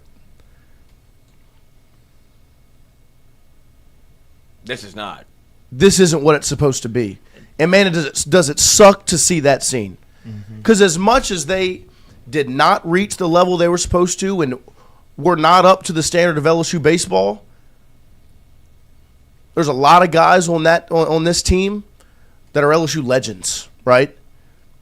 That were national champions a year ago, and huge parts of it. I mean, this is the end of Chris Stanfield's career at LSU. That's a national champion. A key part of you winning it in 2025. So as much as 2026 has sucked, you don't have the second ring if it's not for a guy like Chris Stanfield. This is the end of Derek Curiel's LSU career, you would assume. I mean, he listed them off. Those guys were all integral to what you did last year. Derek Curiel, Stephen Milam, Chris Stanfield, Jake Brown. Like Zach Cowan. Yeah, all those guys played a major piece into what you were doing. And then that was kind of the optimism for 2026 was you get all those guys back. And ultimately it doesn't work out where you see Stanfield go down, Jake Brown go down, and it just never really got all four wheels in motion at the same time. And so that's how you get a year like this one where it does feel, a lot of people say the worst LSU baseball season they've ever seen. I still think they competed and were in a lot of baseball games. These didn't win. It's not like they got blown out every time they played. It's like this team is terrible. There were moments where this team is terrible when they're playing bad baseball. But I think everybody still had some sort of expectation going into the SEC tournament that they could win. And they, even into their dying breath, they lost by 2. Whenever Auburn looked up and they said, you're throwing Case and Evans, we're throwing our 2 horses. Right. The number 6 team in the country. Right. And that's like the thing that I have the bit of like, oh, they're going to get hot. And it is a bit to a certain extent. But there was also this feeling, being an LSU baseball fan my whole life, of like, they're not going to go down quietly, right? Like, they're going to make a little run somewhere. And to hear Jay talk about, well, I thought we were in it. Like, I thought John Pearson was going to hit the home run and tie it up till the very last fucking pitch. Jay Johnson has that same mindset of like, it's not going to. It ain't over. It ain't over. Like, we're going to make a little run. And that reinforces to me, like, my mindset. And I think everyone in this room has that same thing of like, it ain't over until it's over. I'm always going to trust Jay Johnson and the LSU baseball program. And, I mean, we talk about it. There's a big sports year coming up for LSU. There's no team that I trust more to go and achieve their expectations and supersede their expectations than the LSU baseball team with Jay Johnson going forward. To your point, Wyatt, I mean, they are like a drug. I mean, how many times have we seen the LSU baseball team, even in the Pulmonary era, to go into the SEC tournament with, like, needing something to prove, or you're going to increase your seeding from a 2 seed to a 1 seed or a 3 seed to a 2 seed, and you got to go win and make it to the semifinal, make it to the final, win the final, maybe make it to the final, lose in the final, make a run in the when it was double elimination in the losers bracket. I mean, yeah, it's a hard drug to quit. It is. No, and that is why, as disappointing as this season was, because we've said it. I mean, it is not up to the standard of LSU baseball in totality. It's not up to the standard of Jay Johnson's LSU baseball. He said it himself. It's not what it's supposed to be. 9-21 in the SEC is not. It's not it. It's not what you do. It's not who you are. And did Jay Johnson make some mistakes? He admitted to them. The way I structured this team and went to handle it this season was not the right way. But he's the best coach in the country. A season like this does not change that. And listening to him, I just don't understand how you could ever listen to him speak in a press conference setting, a mic'd up interview setting, a post-game setting, an in-game interview, like, and not understand that this guy is the best in the sport. I mean, we talk about Will Wade, we talk about Lane Kiffin, like we talk about Jay Johnson is on a whole different level. The man admitted to his roster building mistakes after what? The 5th SEC series? I mean, in the middle of the SEC season, he goes, you know what? It's on me. This is my bad. I thought going in the portal and getting some of these guys, we're going to be able to handle the business. And then looking at it and go, this is the first time in my career I've ever said that we haven't reached the level I thought we could. And I don't know. But if I'm another program in the country, outside of the one that ultimately ends up winning the national championship this season, I'm not excited that Jay Johnson gets a head start with that mindset going into this offseason. Mm-hmm. I'm not looking forward to that. If I'm anyone else, I'm not. Because that's a man that knows the standard. It's a man that is the standard. And he's not going to let it happen again. When he tells you something, you better believe it. And he's telling you, this ain't happening again. We're not falling below the standard like this again. And the mindset was shifted this season. You saw a lot of bright spots from these young guys. Braun, Cerna, Aaron Beatty. I mean, for Case and Evans to end the year like that on a high note going into the offseason, guys that will be back next year. Cooper Moore, successful surgery. We'll be back next year. Like, go down the list. And then for him to have the head start going into this offseason with the backing that he's going to have, if I'm anyone else in the country, I'm not excited about that. Mm-hmm. I'm not looking forward to having to play baseball, right? I mean, of course, you're looking forward to playing in Omaha and Super Regionals, but having to recruit against Jay Johnson, who's got nothing on his mind but recruiting. And a Jay Johnson that, he said it, maybe didn't get the most out of this team, and all he wants to do is squeeze every ounce of juice that he possibly can out of next year's team. Because I do think, like, and Lloyd says it, that they're not that bad. It's hard to make that argument because... that's what he's saying. No, right, I understand. But it is hard to make that argument because they just... They find ways to lose. Right. It is always something. Like, sometimes it's the pitching, sometimes it's the defense, or the hitting. Sometimes it's a combination. But, like, I do think they have a little bit of some of the Les Miles football teams and this past year's football team of, like, 10 years from now, you're going to look at that roster and you're going to say, how the fuck did that team not win it all? Case and Evans, Schmidt, Cooper Moore, Aaron Beatty, Cerna, Jake Brown, Curiel. Right, and like you're going to look at it and it's going to be a lot of those guys are going to have played meaningful Major League Baseball. Yeah. And you're going to say, how the fuck did that team go 9-20? They were the third worst team in a 16-team SEC conference. And that's what I think bugs Jay Johnson the most is not that the team was bad. They weren't a 9-21 team. It's that they were better than that, and they never reached the heights that they could have. Could they have won a national championship? Maybe not. I don't know. They shouldn't. They should be a postseason It shouldn't be done team. Right now. It should not be done right now. Shouldn't be a second game of the SEC tournament and you're out. Of course. That's not who LSU is. No. And Jay knows that. And all of those players that you just named, one of them was from the portal. It was Cooper Moore, and he was the first one to go down. Mm-hmm. And so that's kind of where you can always go back and look at this thing. This was lost before the year started. Mm-hmm. Whenever you went and got the guys that you got that didn't click and didn't really find their avenue of what they wanted to do at LSU baseball. And that's why I think the dugout picture is so funny. It's like that now you care because it's over. Like a lot of those guys, you could have done a lot of this kumbaya shit during the year and tried to figure it out. But I think it was a team that just only really liked when the times were good, it was great. When it was bad, they didn't know how to respond. The perspective wasn't right. There was one point in the game, I was looking at the end, one of the transfers, I'm not going to name any names, he had his bat and gloves on hanging out the dugout. I'm like, I'm going to take those bat and gloves off. You ain't going up to take no AB. I mean, that's the thing. I mean, from a position player standpoint, from out of the portal, because I do think they did some good things, like the pitchers they got out of the portal. I thought obviously Cooper Moore was very good. Like I didn't think Garcia. Like Lockenmeyer wasn't bad. Garcia was like, but from a position player standpoint, you went out and you got guys to fill these holes, whether it was third base, second base, first base, DH, and they didn't. Right? I would say you hit on one, and he got hurt, and Dardar, who's able to play consistently for you, and I mean his expected batting average Probably much higher than his batting because he just hit it right at people. And I know that I am biased because Seth Dardar's our guy.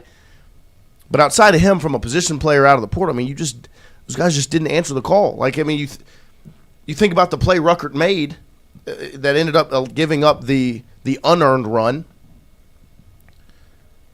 I mean, he shouldn't be playing second base for LSU as a freshman. You went and got guys to play second base, right? And they didn't do it. They didn't answer the call.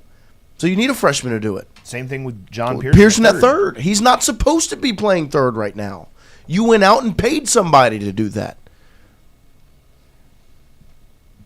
But they didn't want it. And that's where get him out.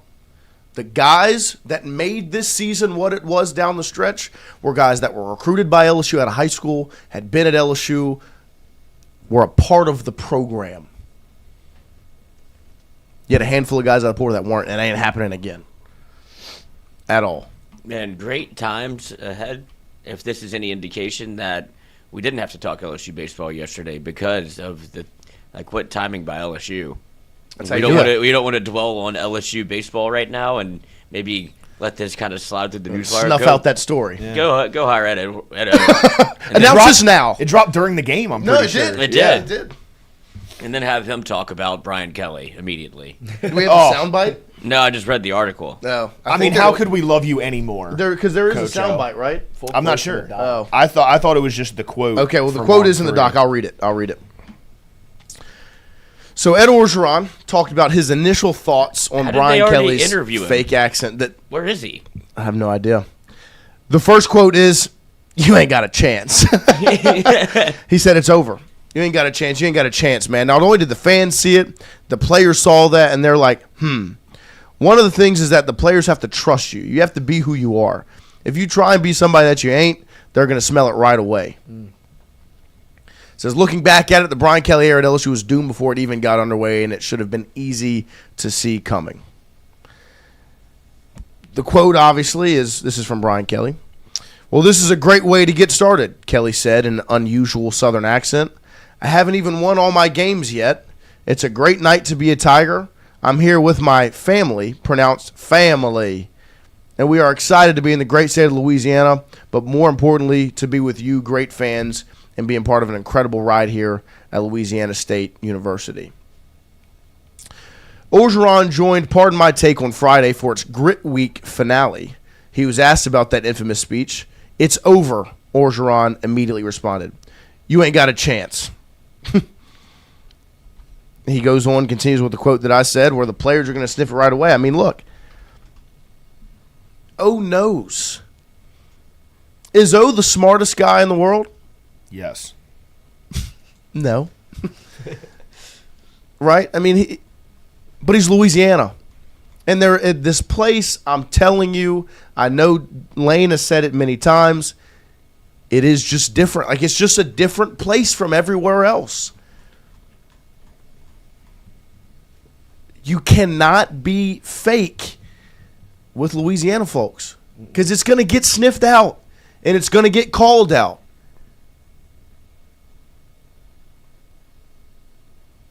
And LSU fans tried to defend the family thing, tried to make it look like Brian Kelly fit when he was dancing nut to butt with Danny Lewis on a platform.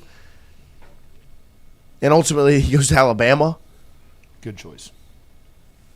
Tried to make all these things work, and they just don't. And you're hearing it from Coach O. He knows.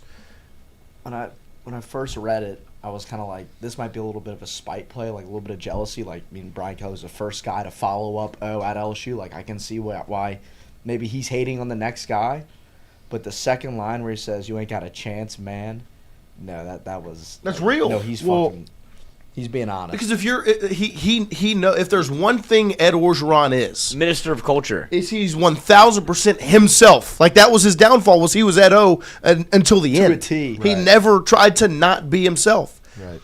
He has one of the best relationships with players out of coaches. Like he's not an X and O's genius. He's not this program running CEO type guy. What he is he's a recruiter. He bonds with his players. He knows the locker room.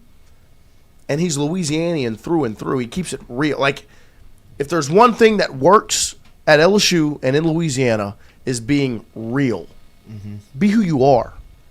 Care, right? And when O saw that, look, I would say O is a professional when it comes to the locker room aspect of coaching. He's a pro. I mean, I watched a video of the best sound in football when LSU's ready to go to war and they snap the helmet in. Coach, they don't get any better than that. That's what it is. Bring it back. That's what it's supposed to be. Mm-hmm. O knows. And if there's anything that O knows, it's real. O knows ball. O knows ball. He knows real. You know why? Because there might not be a realer person on planet Earth than Ed Orgeron. Right. Who is himself through and through, whether you like it or not. Don't do it, Daddy. Whether it gets him fired or not. He's going to be himself. And here is Ed talking about what he said to Lane Kiffin whenever he got the job. This is just dropped from the PMT boys. I guess he was just in Baton Rouge. It makes sense. They shook hands. Yeah. Lane Kiffin's now the head coach. Have you given him any advice on like what it is like here and the culture? Because there's certain schools and certain jobs that are just completely different than the rest of 100 other jobs, and I count LSU as one of them. I'm sure you would agree. Embrace the state of Louisiana and its people. Use it as your advantage. Recruit them, love them, keep them involved. And when you walk down that Tiger Walk and there's 30,000 people, your feet are going to be that high. But when you walk out that little tunnel, that little square that's so small, and you walk in there, there's 100,000 people screaming at the top of their lung. It's an energy level that you have never thought before. Use it as your advantage for your team. Recruit them every day. Right. Yeah, that's good advice. Because it is. It just feels like this state and this program, they're so intertwined in a way that maybe Ohio State, maybe Alabama, but other than that, there's just not a lot of places like this. And look, we're the only big school in the state. Right. Saturday night, everybody watching the Tigers. Now, you guys were there at the Superdome. Yeah. You remember that energy? Oh, yeah. You remember when we pulled up to that Superdome? There was 300 people in front of the bus out of the Marriott. They wanted to let us leave. Yeah. So we go Tigers. Yeah. And then when we pulled up there, it was a synergy. It was an energy that you just can't match at other places. Ed Orgeron is not only a Louisianian that knows this place, he saw it at 2019 is the best encapsulation of all of the things, right? That stadium was rocking every Saturday. It didn't matter if it was Jordan Love and Utah State, Georgia Southern, or it was Kyle Trask in Florida walking into Tiger Stadium. It was rocking. Or when they hung 50 on Texas A&M to close out the year, and Burrow walks out with an EAUX on the back of his jersey. He saw the perfect marriage of all the things when the coaching is right and the culture is right. He saw it. Now, did he handle it well after the fact? No. But he saw it. And he knows what it's supposed to be. That's why he's as valuable of an asset to have if he's right and it's right for Lane Kiffin right now in LSU. Because he knows. He knows what it's supposed to look like. I mean, he knows all there is to know about culture and everything at LSU, and he was still surprised about 2019. Mm-hmm. Yeah. Like, he was still out there going, they don't want to, like, the synergy. Like, whenever you get it right, and the people are feeding off the team and the team's feeding off the people, that's something that it is almost like voodoo. It's almost like magic, where you're like, why would it? I don't think I have a prayer to go in here and win. Whenever, he talks about the Tiger Walk. What do you think he's thinking about? Mm-hmm. You know, talking about his little jaunt in 2018. Like, that's the one where it's like, you got to use it the right way. May have gotten away from him a little bit, but, like, that's what he remembers. And then going through the little square, like, touching the win bar. Yeah. And you see it again. It's 100,000 people when it's right. And you walk out there, you're like, where else would you rather be? And the next time that he does it, I'm wondering if he's going to lead out the team. Oh, he won't, but that would be. I mean, if any coach would let, if Kiffin would let them be arm in arm doing it, leading him tandem of Kiffin and O in the front. That's what I'm saying. Yeah. They should be arm in arm leading. But Lane Kiffin on Ed Orgeron's back. He's gonna get to go out On that Mike's tunnel. back. On Mike's back. The first time back out that tunnel will be a sold-out game with 102,000 people for LSU versus Clemson, the team he beat in the national championship in 2019, 6 years ago. Well, that's what he coached against. For real. There's not a better introduction back than that. A sold-out crowd versus Clemson in week number 1. He's going to be unstoppable. Coach, he's going to be in a helmet and pads. And that'll be all fall. But for real, when you think about it, he hasn't coached anywhere. I hope he's seen a cardiologist recently because he's gotten a bit older. Let that thing rock. No, I mean, if there's anywhere he wants to die, it's on that sideline coming out that tunnel. And that's probably what will happen. But think about the relationships, right? I mean, think about Corey Raymond, Blake Baker, right? These coaches that coach for him now, he's back. Like, it should be such a beautiful thing that is occurring. And it's a great answer from him and what he told Lane Kiffin because it's right. Like, that's what LSU is supposed to be. Everything about LSU in Louisiana needs to be to your advantage. Don't let it turn against you. The last staff let it turn against him. You can't let that happen. It's got to be on your side. That's why it's different. That's why you come here. It's because all of those things should be on your side. Don't let it be against you. Don't let them boo you going into the tunnel at halftime. Don't let Texas A&M take over Death Valley on a Saturday night. That's not supposed to happen. You're ruining it. Like, you're literally ruining it. You're screwing up everything that's supposed to be great. The job you took was for those reasons. We're 105 days away from this. And I'd have to imagine he's got to be so excited right now. Not just necessarily because he's back at LSU, but he gets fired from LSU. He has no job. He's not doing anything. So he's probably he still clearly has a love for the program even after getting fired. And he sees this new guy, this outsider come in and just do stupid shit that just doesn't make any sense. Like, I would have to imagine him giving that answer on PMT of embrace the state of Louisiana has to be fucking nauseating to him. Because why would you not? Why would anyone come in here and not use Louisiana to their advantage? Why would you not retain? Like, he had to have been sitting there after being fired. You didn't retain Corey Raymond? Why? Are you fucking stupid? You're going out and getting 3 stars from the West Coast and Michigan? No, go. You've got the best 3 stars in the country in Louisiana. Like, I fucked up. I just got fired, and even I'm smarter than this jackass. Well, in the SEC championship you won is because you hit on the quarterback and you held on to my guys.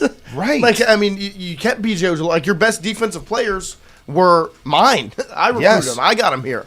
I mean, your wide receivers, the year that your quarterback won the Heisman, I got them. I recruited them. Brian Thomas, Malik Neighbors, those are mine. Kayshawn. You know what I mean? Like, that's the quote that stands out to me is when he's talking about the players, he says, one of the things is the players have to trust you. The players saw that, and they're like, well, you don't think there weren't a lot of them now. Granted, it was 38 of them that came back for the Brian Kelly era. You don't think he talked to some of those guys at a certain point? Maybe it was that year. Maybe it's been recently. Hey, what was the Brian Kelly thing like? Well, we saw that, Coach. We saw he's doing this fake fucking accent. He's trying to be somebody he's not. It's not coming from nowhere. Yeah. Of course. Right. He didn't just make that up on the spot. Yeah. Like, I doubt Brian Kelly talked to any of them before or after. That's true. And so Ed could very easily reach out. Of course. But that's the thing. Ed's blueprint wasn't exactly busted. He was following the right one until he got a little distracted.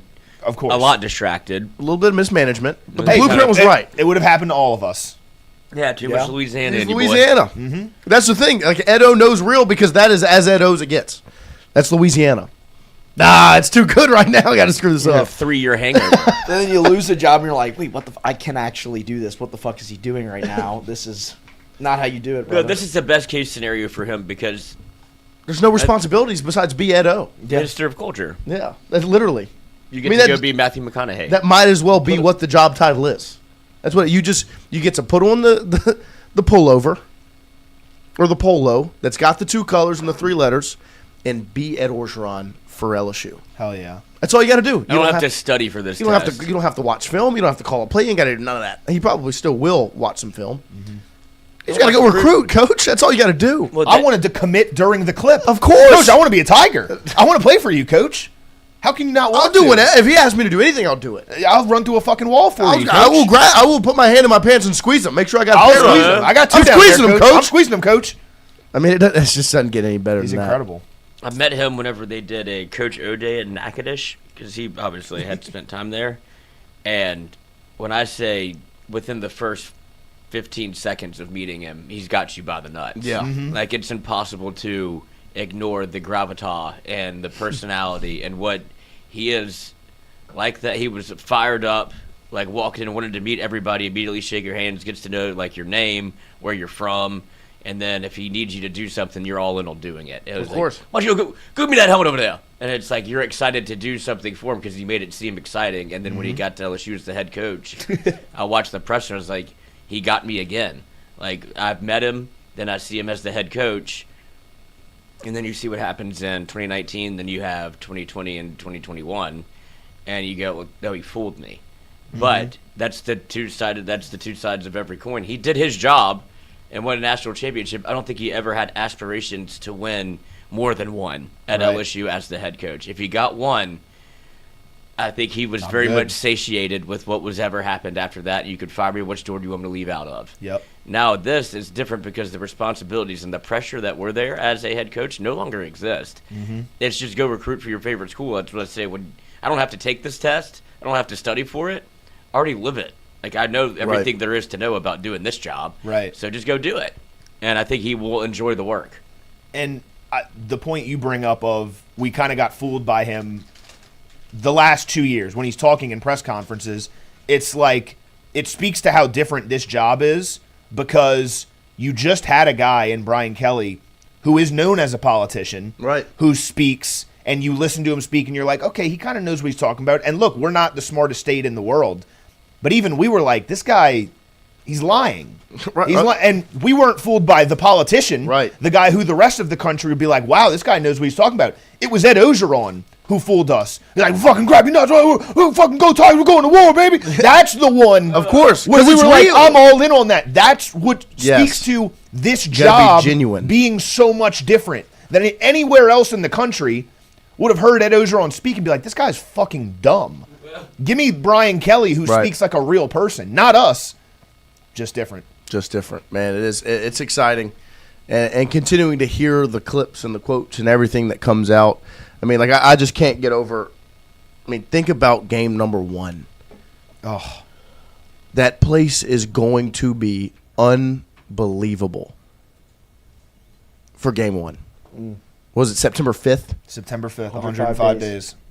105 days from today, LSU versus Clemson in Baton Rouge, Louisiana on a Saturday night in Death Valley with Lane Kiffin leading LSU out of the tunnel with a staff that has Ed Orgeron on it and a roster that's got via 5 top 100 players in college football.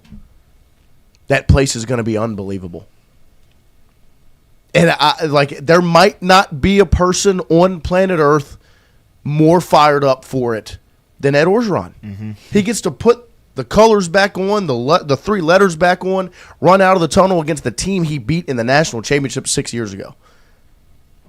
It doesn't get any better than that. Prodigal son. Like, literally, he's back, and there's not a better announcement of him being back than that game.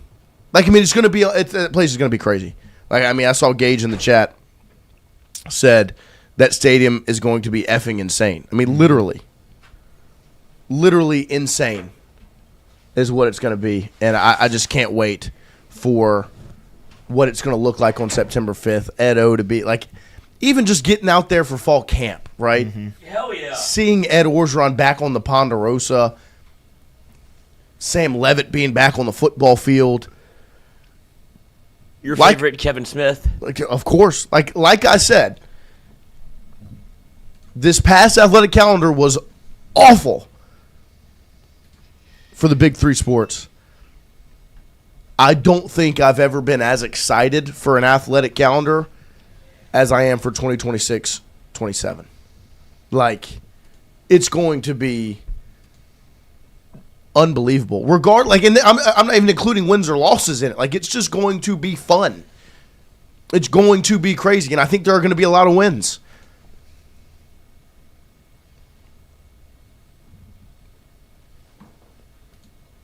And the other thing is, from a recruiting standpoint, what's Ed Orgeron's job title? Special assistant to recruiting and defense. Mm-hmm. I appreciate the help on the defense. Special assistant to recruiting. Do you know what the class of 2026 is it? 27. 27, yeah, 26 started here. 2027 has in the state of Louisiana? Do we need to run through that again? They have the number 1 wide receiver in the country. They have the number 1 interior offensive line in the country, offensive lineman. And Albert Simeon, wide receiver Easton Royal. You already have Ahmad Hudson committed. You have Pop Houston committed. You have Braylon Colley committed. I mean, the class that's in front of you in 2027 is huge. And you now have Ed Orgeron back on the trail. Like, you have we've said it many times on the show, a national championship level class in the state of Louisiana for the class 2027 recruiting wise. And you now have Ed Orgeron back on the recruiting trail. Mm-hmm. You don't think he's going to make a trip over to Brother Martin? I mean, I remember the last time there was a really good wide receiver, kind of similarly built, out of a high school in New Orleans. Catholic League. Shout out Chucky Sunshine. Archbishop Rummel. His name was Jamar Chase. He was going to another school, huh? He's going to Kansas. He's going to Kansas, right? And then he comes to LSU, and he wins the Biletnikoff. He wins national championship. He takes a year off and is still a top 5 pick and breaks records in the NFL. And the coach that recruited him is now back on the trail. Albert Simeon, one of the top interior offensive linemen in the country in Lake Charles, Southwest Louisiana, and Ed Orgeron's back on the trail. Look, I don't have to tell you what to believe, but if you don't think that's big time, I don't know what to tell you. And the final piece to this that I don't think we've mentioned yet. Houston nut. As if that LSU Ole Miss game needed another little layer to it that's going to make it just that much more interesting. It just fucking got one. I mean, 2 former head coaches heading back. Yes. Ole Miss's head coach from Louisiana. Frank Wilson's on Ole Miss's staff now. I mean, September 19th. It's going to be unbelievable. Crazy. I mean, the athletic calendar that's in front of us, I'm telling you, like, it is going to be an all-timer.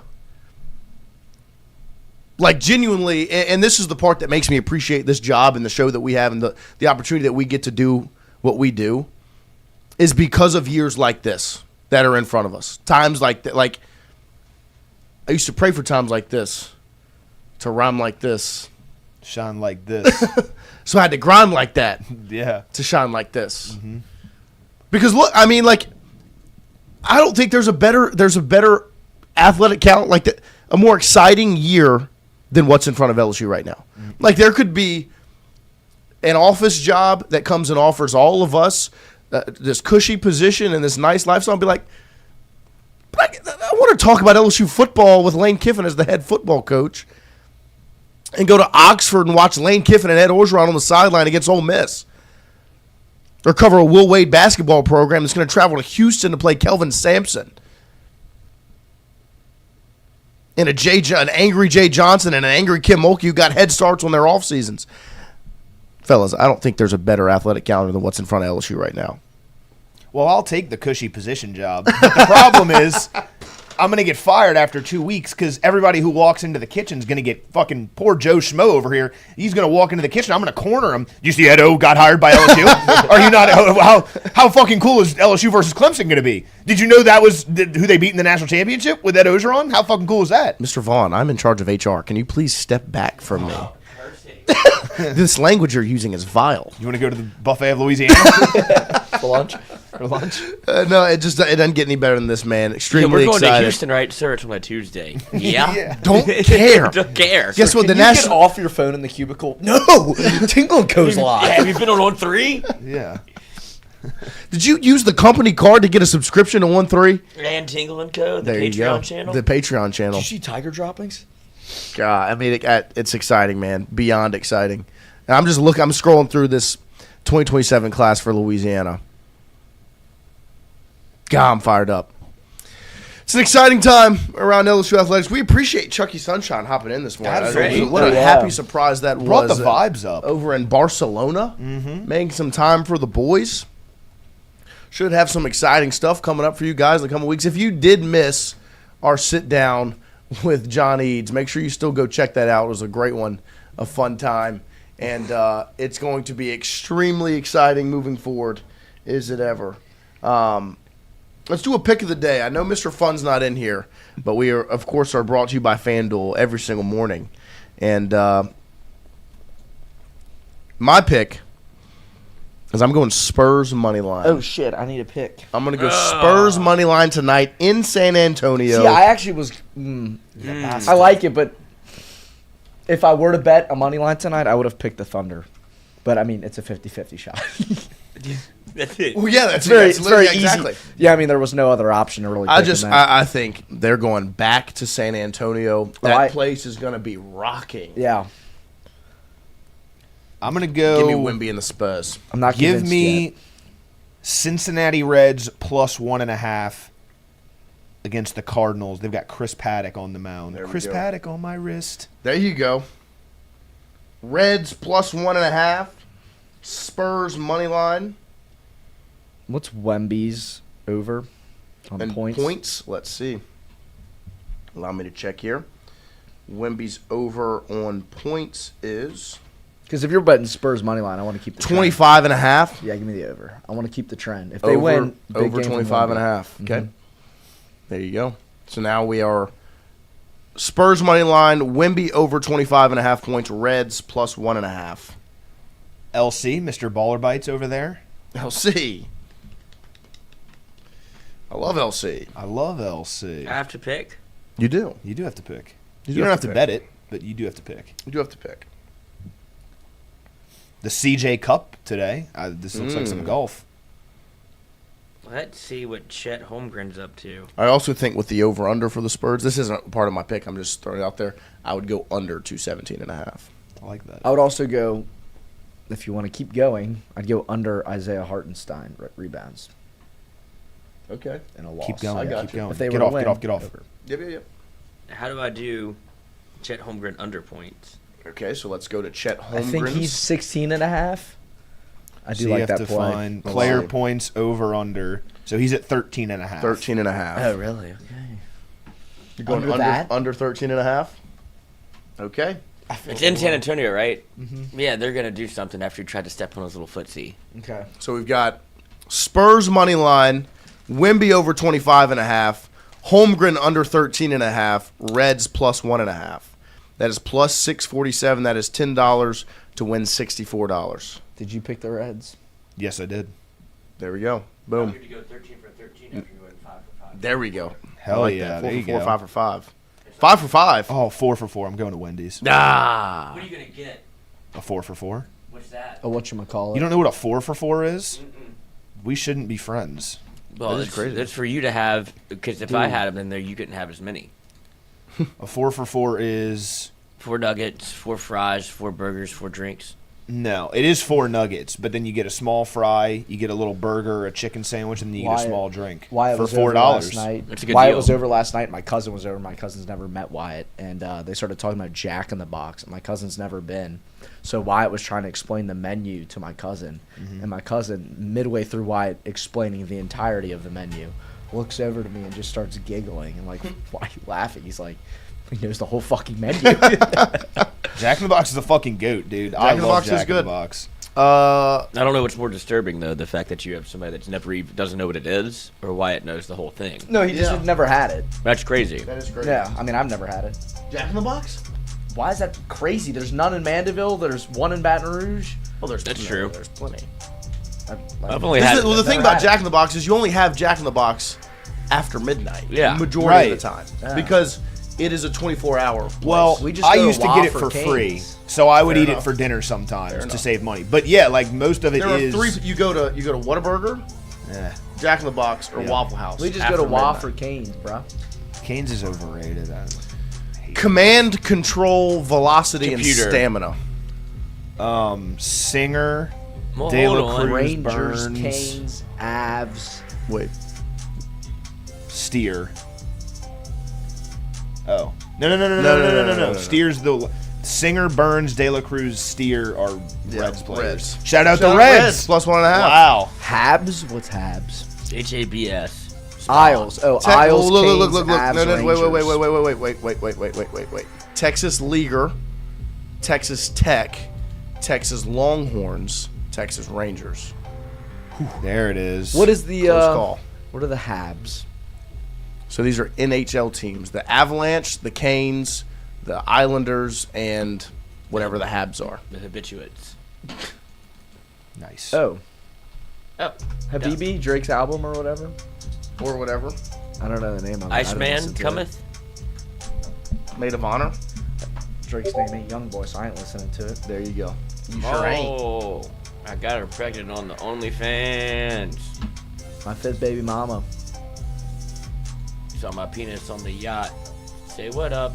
Hello. What up? Jennifer Garner. I think this is Jason Segal it is, or and Siegel. Jennifer Garner. Is that Jennifer Garner? Uh-huh. I mean, Are you sure? should know. Yep. Yeah, look at those teeth. Yeah, it is. She looks beautiful. I know those gums anywhere. Mm-hmm. Dude, y'all are fucking tweaking. Jason Segal. Shout out How I Met Your Mother. Up. That is not what he is from. Up. Oh my god. Oh, Oh my fuck you. gosh. No. Get it wrong. Get it fucking wrong. Do not get it right. Get it wrong. We can't respect him like that. No, we didn't get it right. Rams.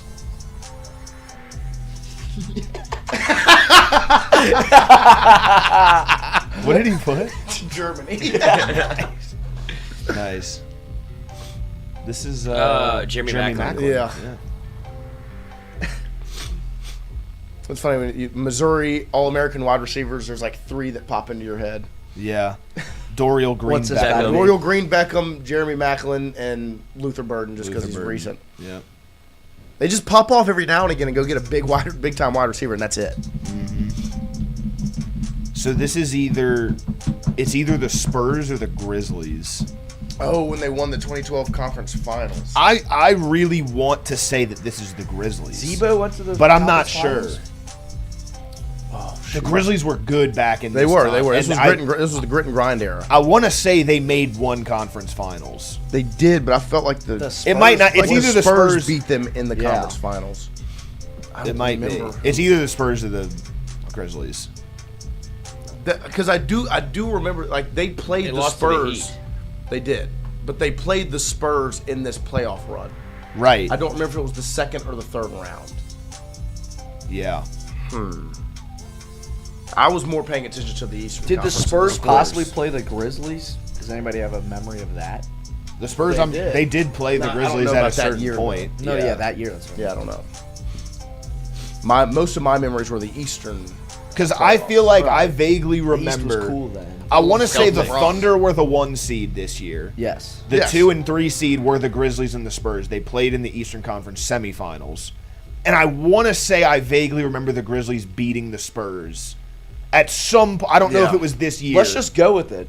I mean, if you think it's the Grizzlies, Send it. Go just- Grizzlies, and if we're wrong, I we'll mean, double we're dip not and going go to rely on the Spursies. chat for this of why I think No, it's let's the do it. Grizzlies. The Memphis Oh, Grizzlies. it's going to be the Spurs. It is. Spurs. It's okay. Fuck! It's okay. It's It's all okay. right. We like taking your guess. This company was originally called Back Rub when Larry Page and Sergey Brin founded it in 1996. Icy hot. I feel like it's probably like a social media. That's what Back Rub feels like. OnlyFans. Like Facebook, Back Rub, Instagram, I guess if it was like a rub. MySpace. What is back? You never got the Back Rub? Could this be Pornhub? Nice. I was thinking like Hustler, but that's Larry Flint. Johnny L. Goodson. Dundee Stop. I don't know this. Back What do we get? Icy hot. That's what Chrissy said. It's icy why hot. Maybe. Let's roll with it. No. You should have guessed that one for Mickey. Yeah. Nice. Karl Marx. Nice. Oh, you rub my back, I rub yours. Back rub. I've never heard of Larry Page. No one's unemployed. Let's just skip it and go to something else. Chain restaurants. Especially recently revamped its spicy chicken Oh, sandwich. it's Wendy's. And use ice spice. It's like in your brain. Every time. I also do like Ice Spice. It's just funny though. Yeah, no, I know. Oh, what's his name? Oh, frick! I know this. I hate that I know this. What is his Chris name? Christie? No, because Ariana Madix is hot. I wonder why he knows And this. he cheated on his name is what? What's his name? Tom Sandoval. God, that is it's the most embarrassing thing that I've ever done in my life. Doom? Fortnite? I do think this is Doom. Because Dwayne Johnson was in that, right? I was gonna guess Jumanji. Yeah. Nice. Oh, come on. It's Come on. Sweet Child of Mine. Uh-huh.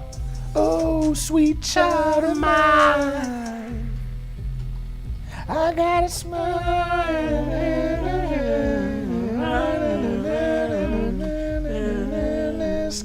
You're so flat. You were so flat. God, I can't believe I pay for this every Wednesday. Great movie. It wasn't in what isn't that song in what are your singing movies called? My singing movies. Yeah, what are those? Pitch Perfect? Yeah, don't they do isn't it Adam Devine and the German guy, they're in like an elevator vent and they sing that song. Oh, I don't know. I don't think so. I remember the scene. It might not be from a Pitch Viagra? Perfect movie, maybe another singing movie. Oh yeah, there is apparently. Yeah, Wow, you vividly nailed remember this. scene. Victoria's Secret. He goes, Nino, Nino, Nino, Nino. And he's That doing- one's and so then they start good. Singing it. It's hilarious. It is New awesome. Balance? This Oh, might be in the third Asics. one because I didn't watch the third one. I don't think this is a shoe company. Pantene. I'm looking it up just so I know it, but I'm not going to say it. I just want to Vaseline. know. Oh, that was a good guess. Equate. Wow. Oh, that's very interesting. What? Give us a hint. Search engine. DuckDuckGo. No. What's the Danica Patrick one? Yahoo was a good guess. Google, Explorer, Internet Explorer, Safari. I mean, Google's obviously a good one, I guess. Norton?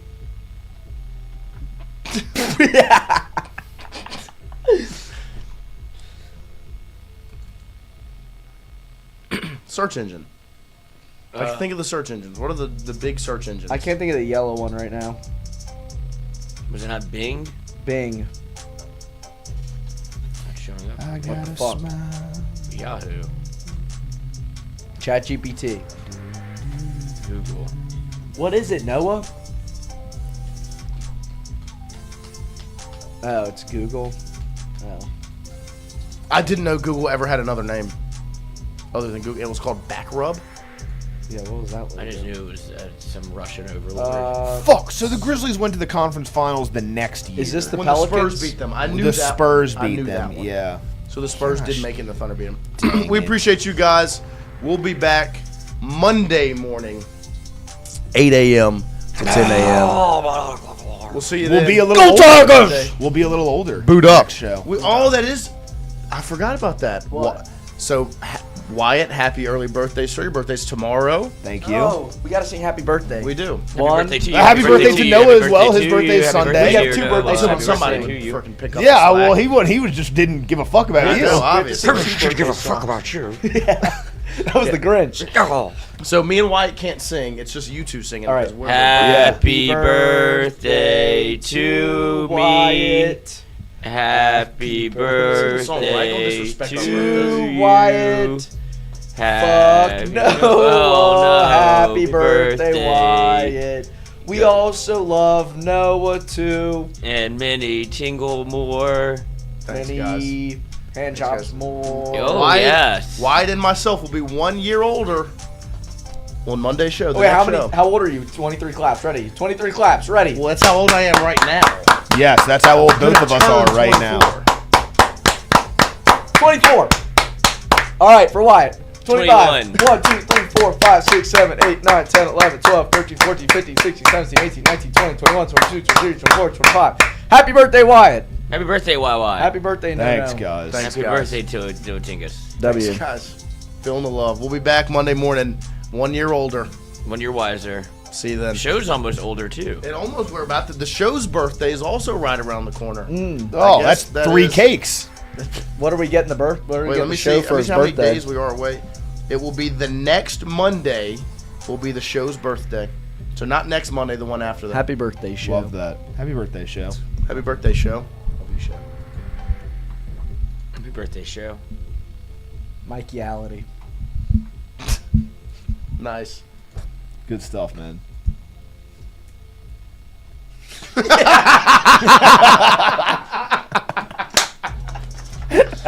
We might even have a new member of the show next time you see us. Oh.